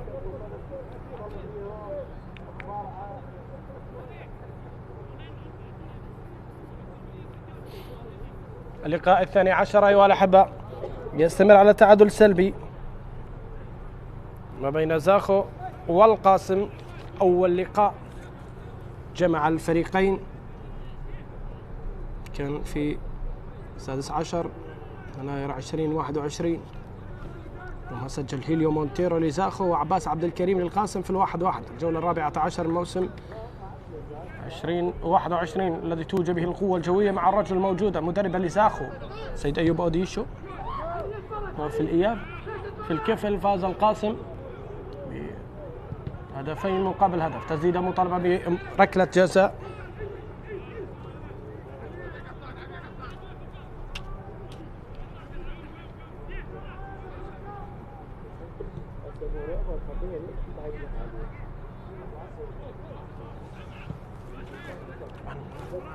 رابع ملعب يضيف المواجهات كأرض نادي القاسم بعد الكفل وكربلاء والنجف وعطوان. الله الله، الرسام الفنان بلمسة مهاري وفنان وأهداف رائعة أسطورية جميلة لأمجد عطوان، يوما بعد يوم يسير بخطى الكبار بخطى الثبات. الهداف التاريخي لزاخو، الاسم التاريخي في فريق المجد، لعب كرة عالمية وكروس عالمي، ألمان وطليان وإنجليز يجتمعون على مهارة وحرفنة ودقة، وهذه كرة من إبداع الكرواتي.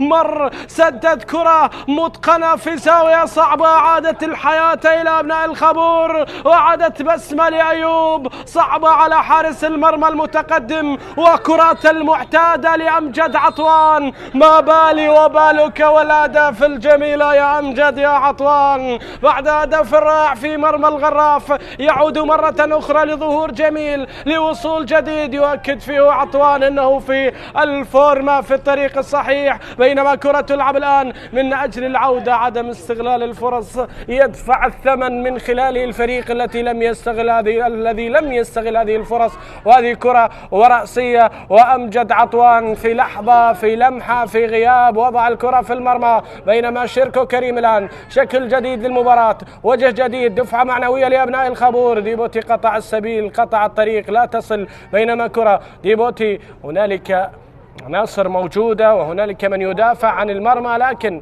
المساحات حاضرة، المرور حاضر، الروح التي يفتقدها الفريق أيضا غائبة. أورينهو قد يضع بصمة الآن، أورينهو يقف على كرة في انتظار أن يرسل عرضية، لاعب ممتاز. أورينهو يبحث عن أمجد عطوان، هتأخذ جميلة مع شيركو كريم إلى ديبوتي. متى تسجل يا ديبوتي؟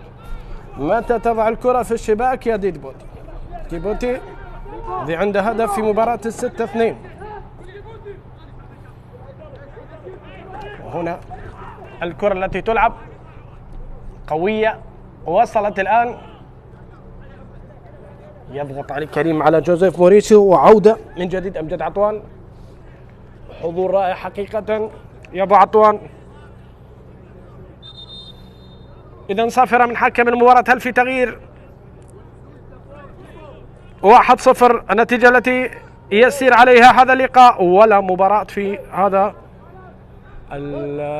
هذه الجولة انتهت من دون أهداف حقيقة. كرة إلى الخلف مرة أخرى،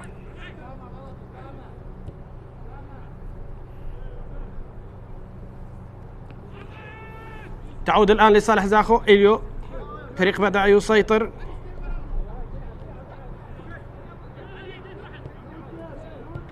إعادة الكرة في الخلف،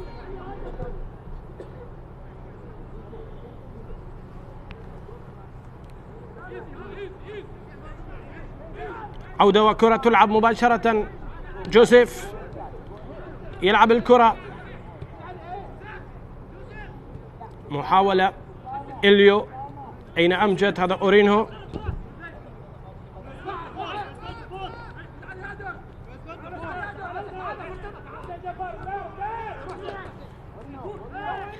تلعب الآن محاولة سريعة وتأخذ مع من؟ وكرة سريعة تمرر باتجاه ديبوتي بعد الخطأ.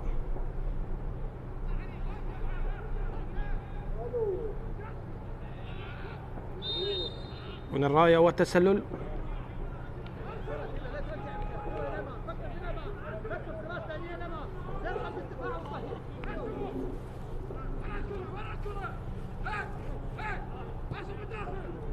مئتين واثنين وسبعين يوم على آخر انتصار للقاسم في دوري نجوم العراق، كان ذلك في الموسم الماضي في الجولة 35 15 من يونيو، ومباراة الزوراء والقاسم التي حرم فيها نادي القاسم الزوراء من المنافسة على درع الدوري.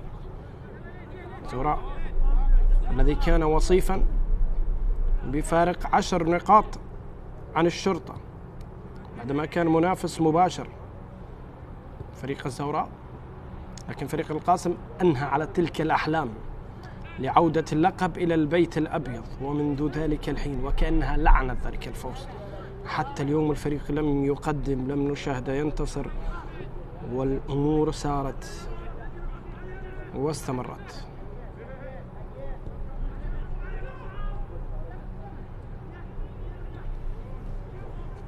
ديبوتي، كرة تلعب مرة أخرى.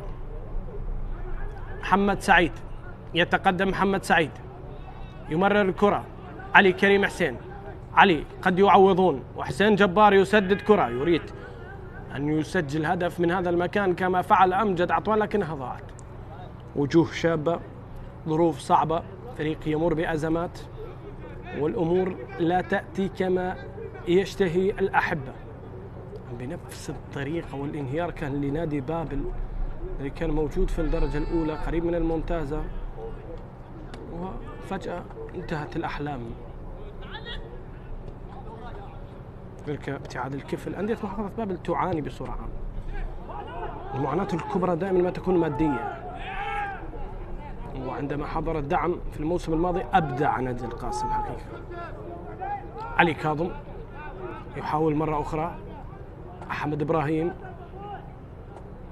أحمد يحاول يلعب كرة في الأمام، استلام بالصدر، ديبوتي يسقط، ومخالفة يقول حكم المباراة مع بطاقة على محمد سعيد. سلامات لديبوتي.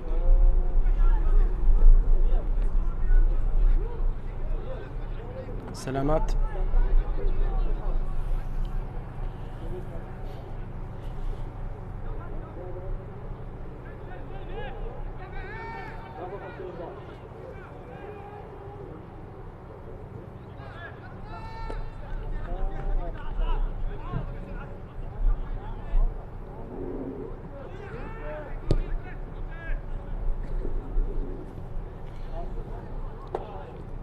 كرة في الخلف.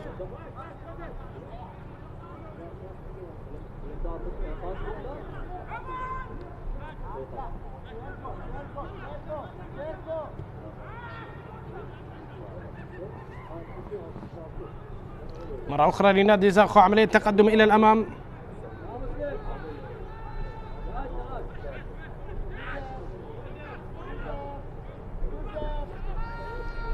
تعود الكرة إلى وسط الملعب.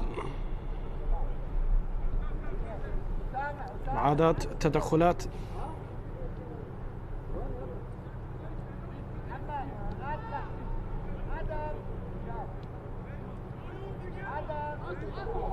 مرة أخرى جوزيف الذي يبحث عن زميل. جوزيف في مخالفة لليث جفات.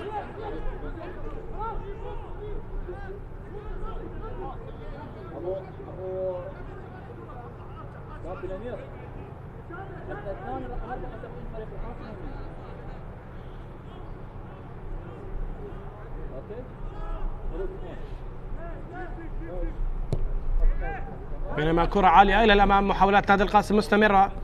فرصة وكرة على الطرف تلعب. يوسف وعبد الله باسم. عبد الله يحصل على الكرة. عبد الله يحاول. عبد الله ينتظر زميل. عبد الله قد يمر ويلعب الكرة إلى خارج أرضية الملعب. ركنية مصير الكرة الأخيرة.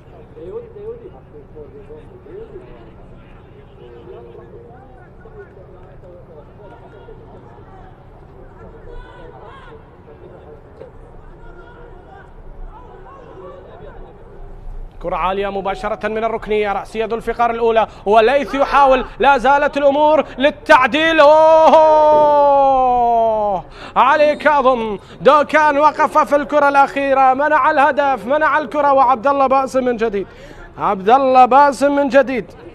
ضاعت المحاولة وضاعت الكرة. لاحظونا المحاولات التي وصلت، وعبد الله سدد لكن في المكان الذي يتواجد فيه علي كاظم يغلق الزاوية، وهنا الرأسية ليث بالمباشر وحماية المرمى، لكن هذه رايحة للمرمى. هذه من المفترض أن تكون في الهدف.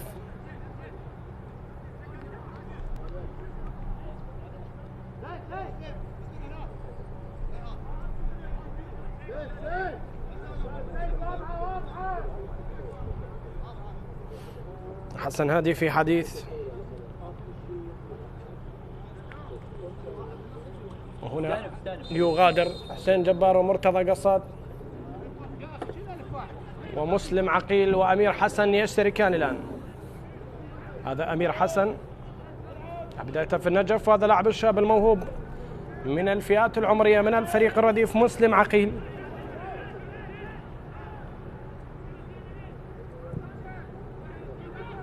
بينما القادم من فريق الكهرباء أمير حسن لاعب السابق لنفط الوسط للنجف. مسلم عقيل لاعب مهاري يضع عليه ثقة المدرب الآن، هنا يحاول بالبنية، يريد المرور لكنها إلى خارج أرضية الملعب، يريد العبور. تدخل حاضر من شيركو كريم.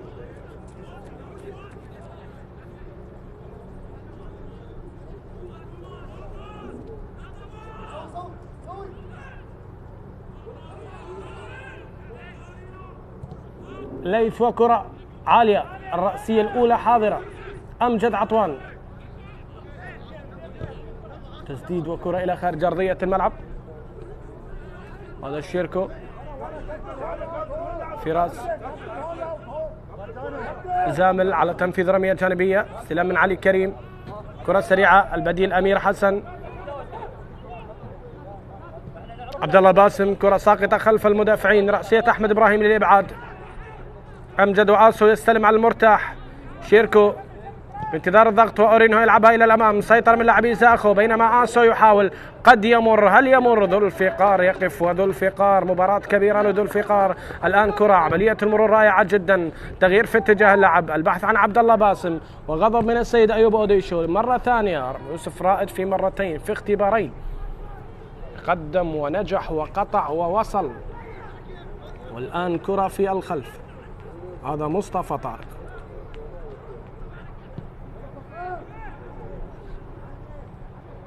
كرة تلعب رأسية من أحمد إبراهيم باتجاه يوسف رائد عبد الكريم،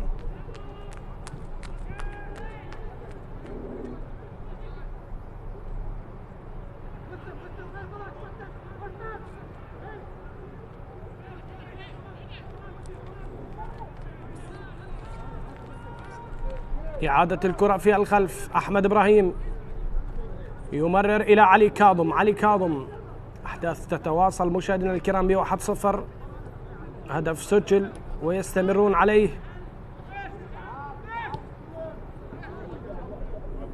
لاعبي فريق زاخو طريق الانتصار جديد مع المدرب السيد أيوب أوديشو. آسو، كرة إلى الخارج، ذو الفقار دائما في تغطية وضغط على آسو.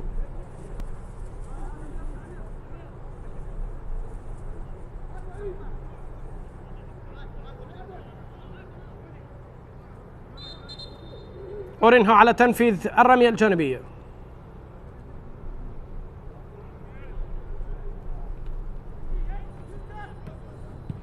أمجد عطوان من جديد، إعادة الكرة، عبد الله باسم يتقدم، مسلم عقيل يحاول الدخول لكن القطع في وقته، تدخل أتى مباشرة، قطع السبيل، تعب عبد الله باسم، ضيع كرات.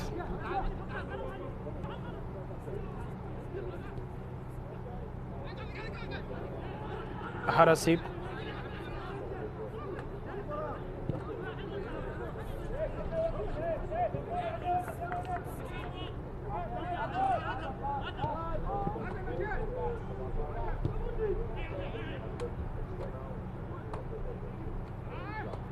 كرة ومحاولة ديبوتي يحاول القطع فيما كرة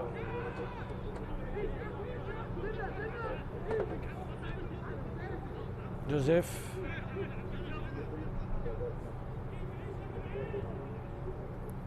كرة إلى خارج أرضية الملعب. هذه المحاولة حسن هادي شد عضلي تعرض إليه عبد الله باسم.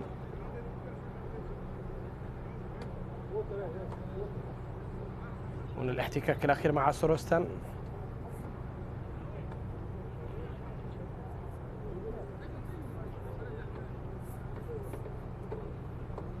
واشتراك في كرة افتكها آسو. سلامات لعبد الله باسم. حكم المباراة سيد زيد ثامر.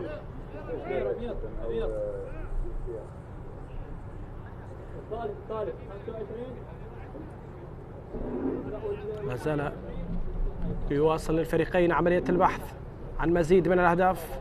هذا أمجد عطوان والهدف الجميل. مخرج المباراة لابد من تحية. لمسة من شيركو أورينها وثنائية لفة تحت زاوية سدد والخيار الأمثل لتسجيل هدف.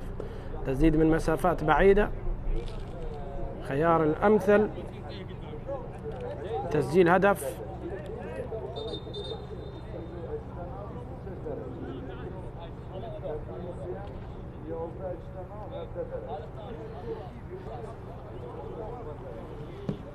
تغييرات الآن يوسف راد عبد الكريم يغادر. شبر علي هو البديل. آسو أيضا ومحمد علي عبود. الجانب المقابل الألباني يشارك في هذه اللحظات أندري.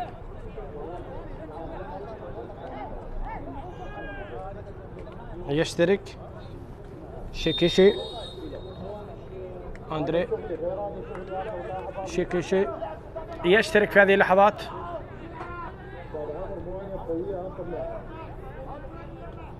نجم منتخب ألبانيا أيضا. اللاعب الذي يبلغ من العمر 29 عاما خادم من شباب بلوزداد الفريق الجزائري. عنده هدف من ركلة جزاء في مرمى الميناء.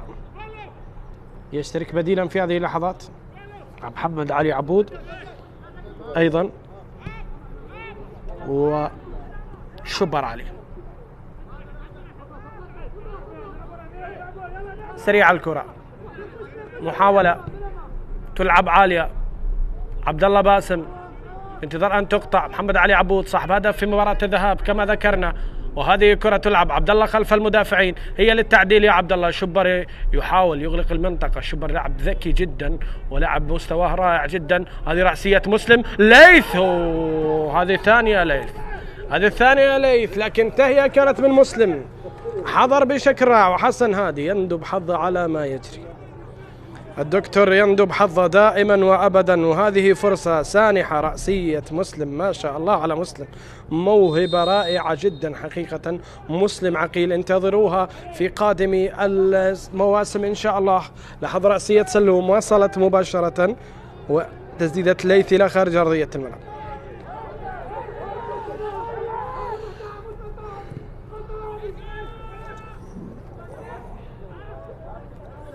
ذو الفقار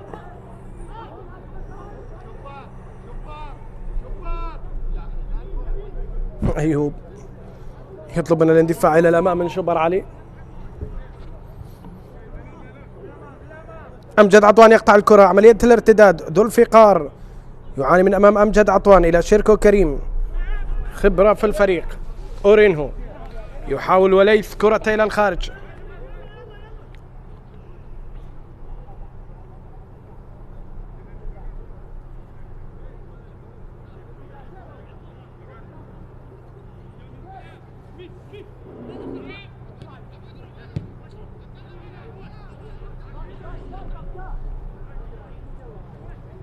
أحمد إبراهيم نقل الكرة عالية.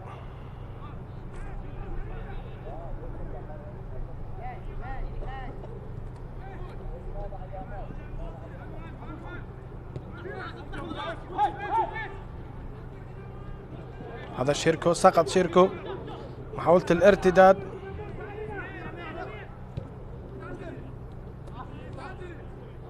غضب من السيد أيوب أوديشو، غير راضي على المستوى، يعني يعلم جيدا هذه المباراة وفريق بهذه الظروف يجب أن نخرج على المرتاح.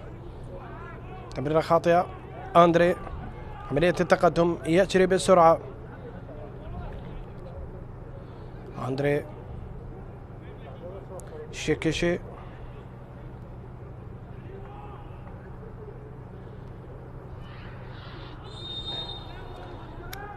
تدخل ومخالفة على شبر علي. في هذه اللحظات حكم المباراة يقول ضربة حرة مباشرة لصالح عبد الله باسم.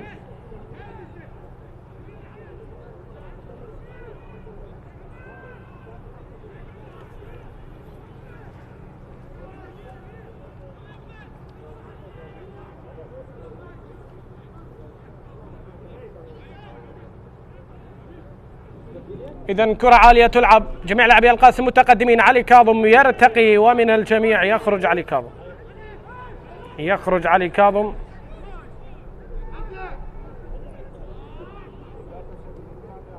كرة رأسية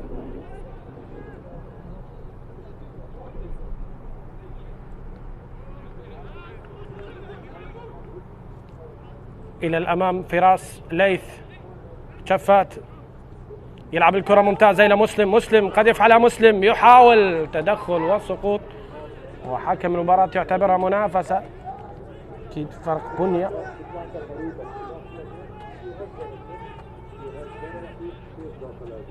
يسقط مسلم في هذه اللحظات.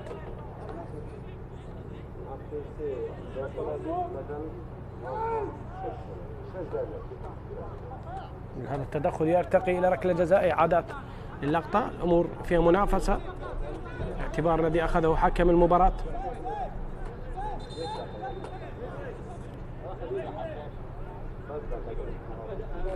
سلامات يا مسلم، ما تشوف شر. مسلم عقيل في إصابة على مستوى اليد، تدخل كان مع هذا الرجل، مع البرازيلي أورينهو.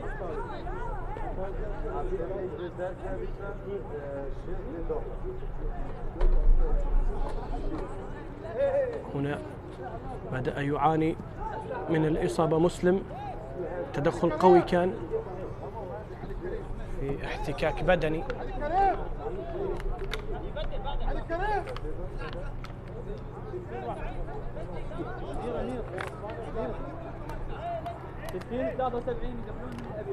لحظة السقوط لمسلم عقيل. هذه اللقطة الدفعة التي كانت في لقطة المنافسة.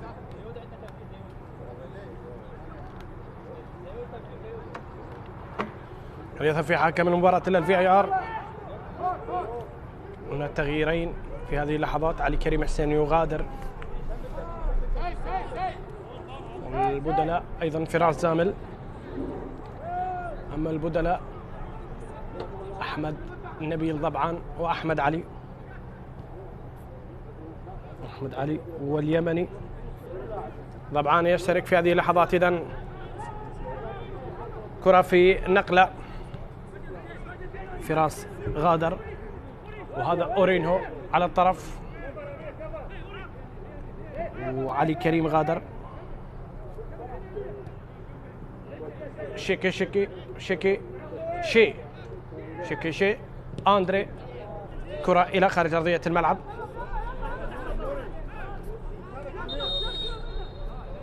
ذو الفقار تترك الكرة للتنفيذ. مسلم عقيل،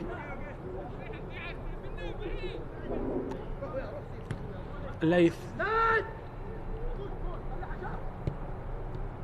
فيما كرة خاطئة من أندري تصل في الوسط. نقلات وكرات، محاولة الخروج بس السليم بالكرة تلعب خلف المدافعين. هذا مسلم عقيل يبحث عن المساحات، لاعب سريع لكن الكرة طالت عليه إلى خارج أرضية الملعب.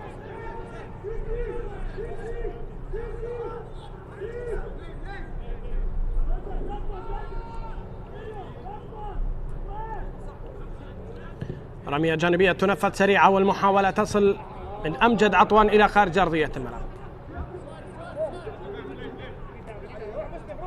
أمجد الذي كان في التدخل الأخير، ورمية جانبية من ذو الفقار، خطأ في تنفيذ الرمية الجانبية.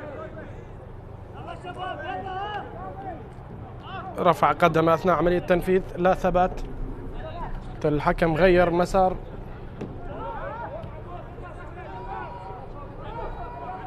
في الخلف كرة عند أحمد إبراهيم. تاريخ زاخو في فترة التوقف. أيضا الجولة القادمة سيواجه القرمة في 11:15 في زاخو، ومع المباريات المؤجلة يوم الأحد 22 من مارس في تمام الساعة 7:30 سيواجه الموصل.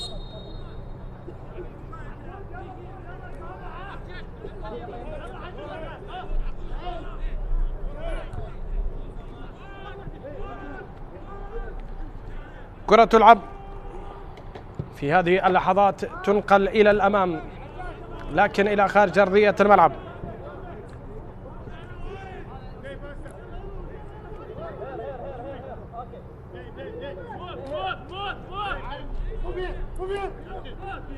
تدخل أخير.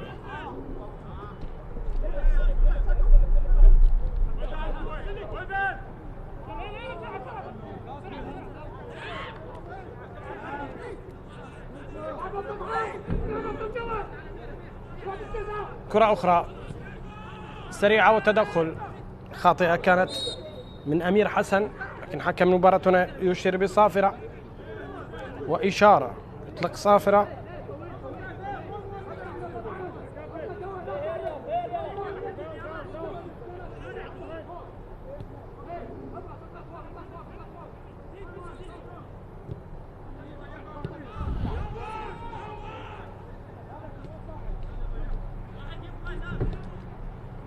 تعود الكرة مرة أخرى. ذو الفقار يفضل إلى حارس المرمى مصطفى. كرة السريعة لكن جوزيف وأمجد عطوان، قد يعيد الكرة عطوان إلى شيركو كريم. جوزيف البرازيلي لم تكتمل عملية التكنيك الأخيرة.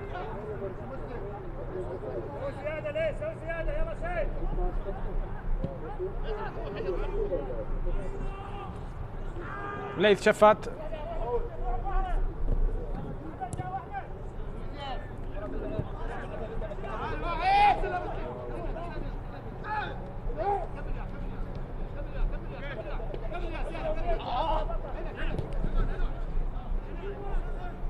مرة أخرى لمسة أخرى.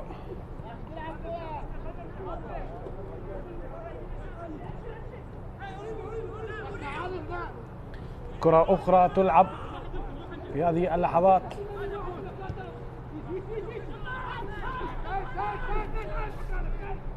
شيركو كريم بسرعة يجري شيركو بالكرة.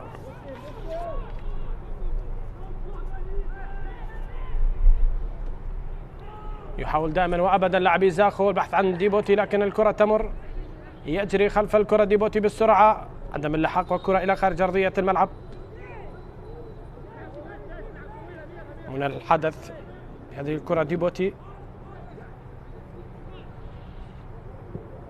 صدرت الهدف عند شيرزود تيميروف، 19 هدفا للأوزبكي.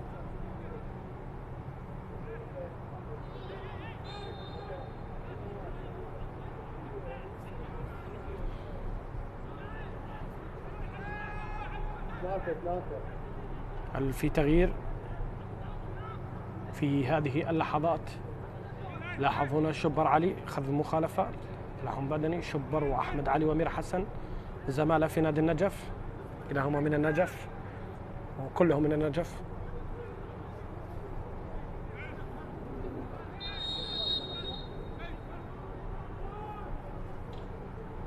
هذا مصطفى يترقب كرة مرسلة لكن بعيدة.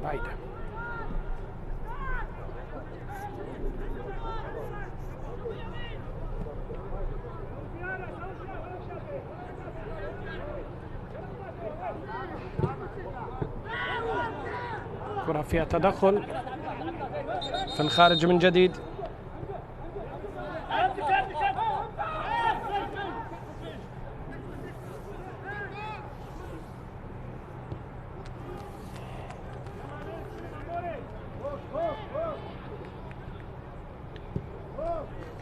كرة تلعب إلى الأمام.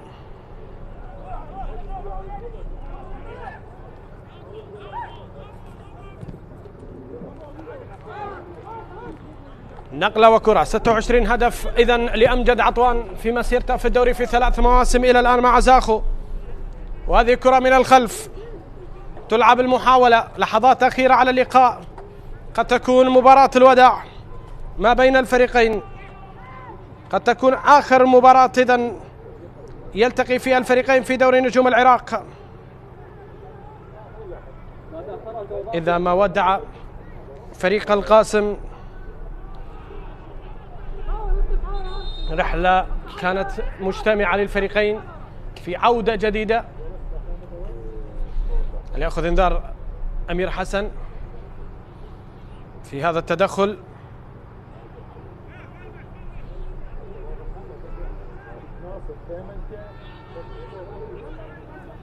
إعادة الكرة إذن في طريق إلى تفرق المسار بعد أن كان الصعود 1. 18-19 ذكرى جميلة في قلوب الجماهير حين تعانقت راية زاخو والقاسم في سماء الأضواء آنذاك. اليوم على مقربة من أن نلوح بالوداع لفريق القاسم. صدى الجماهير، أهازيج، حضور، انتصارات، ذكريات رائعة ترك الفريق، والأمل كل الأمل في عودة جديدة. ربما الحديث مبكر لكن الملامح تقول هكذا. هذه كرة تلعب الآن، يقف عليها أحمد علي مرة أخرى، تمريرة سريعة، كرة عالية في الأمام، عملية الاستلام والتدخل، مطالبة بخطأ ولا خطأ. تليث جفت حول الحصول على خطأ في اللقطة الأخيرة. الآن السيد أيوب أوديشو يحضر حيدر عبد الرحيم لاعب نادي القاسم، عنده هدف مع الفريق في مباراة الكرخ. أمجد عطوان يمر، أمجد عطوان يواصل الفقار وأمجد والكرة إلى خارج أرضية الملعب، ركنية وضربة مرمى. الفقار محمد، مباراة كبيرة للعب عنده إنذار في بداية المباراة. 4 دقائق وقت مضاف. الرحلة القادمة والمحطة القادمة لفريق القاسم في السليمانية أمام النوروس في يوم الأربعاء 9 مساء بتوقيت العاصمة الحبيبة بغداد. لمسة جميلة من محمد علي عبود إلى أورينهو، برازيلي يحاول تغطية حاضرة. والفقار ما شاء الله ما شاء الله على مسلم الذي كان في الكرة. إذن حسن رائد وكذلك حيدر عبد الرحيم، ثنائي سيشترك الآن. شيركو كريم يغادر، يدخل حيدر عبد الرحيم، أورينهو يغادر ويدخل حسن رائد. أكيد دافع يسار بمدافع يسار. 25 من لا اللي غادر 35 ديبوتي، يبقى أورينهو، سيدفع بأورينهو إلى الأمام ليعوض شيركو كريم، وحيدر عبد الرحيم سيعوض ديبوتي، وحسن رائد يأخذ مكان أورينهو. تغييرات تعويضية في الدقائق الأخيرة. إذن زاخو بتعثر الكرخ أمام دهوك في هذه الجولة سيستغل ذلك إن اكتمل الوضع على 1-0، يقفز إلى المركز السادس ويصل إلى النقطة 39 ويواصل الانتصارات. سيقترب من القرمة، يصل إلى 42 نقطة، وإذا تعثر ديالا وتفوق على الموصل سيكون أمر تعثر إربيل أمام ديالا عفوا وتفوقه على الموصل سيكون الأمر في صالح الفريق الأحمر، والاقتراب حتى من المربع أخذ مكان إربيل، أي تعثر لإربيل من غير أن نفكر أيضا في إربيل الذي تعثر في المباراتين، يعني عنده 43 نقطة. صار زاخو في مباراة مؤجلة يصل إلى 42. أيضا إربيل لديه مباراة مهمة في هذه الجولة أمام دهوك، ديربي شمالي. ضربة حرة مباشرة لصالح نادي القاسم في هذه اللحظات. الكرة ترسل في منطقة الجزاء، عودة بكونتر اتاك. محمد علي عبود يجري بسرعة يحاول، لكن يا ذو الفقار أي مباراة أي أداء. هذه كرة تلعب الآن، لا اللي كان ليس ذو الفقار في الكرة الأخيرة. من الذي تدخل في الكرة الأخيرة ليبعد ذلك؟ هل هو أمير حسن؟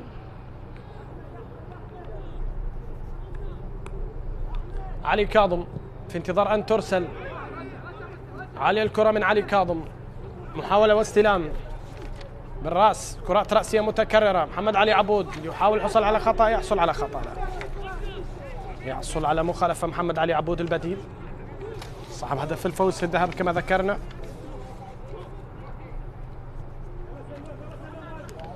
بينما علي كاظم يواصل بالشباك نظيف المباراة التاسعة.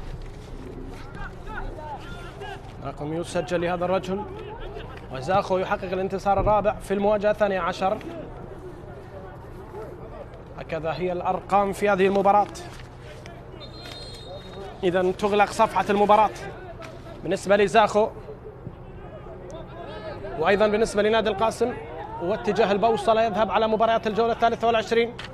الجولة القادمة حسن رائد الوافد من الشرطة، يتقدم حسن رائد، فاز بالدوري مع القوة الجوية وفاز بالدوري مع الشرطة،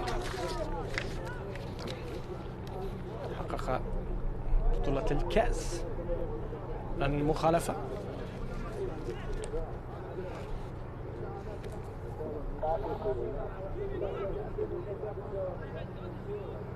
تدخل حاضر مرة أخرى، مخالفة يشار إليها الآن. أمجد عطوان، حاضر أمجد، تدخل أورينهو، كرة يخسرها إلى خارج أرضية الملعب.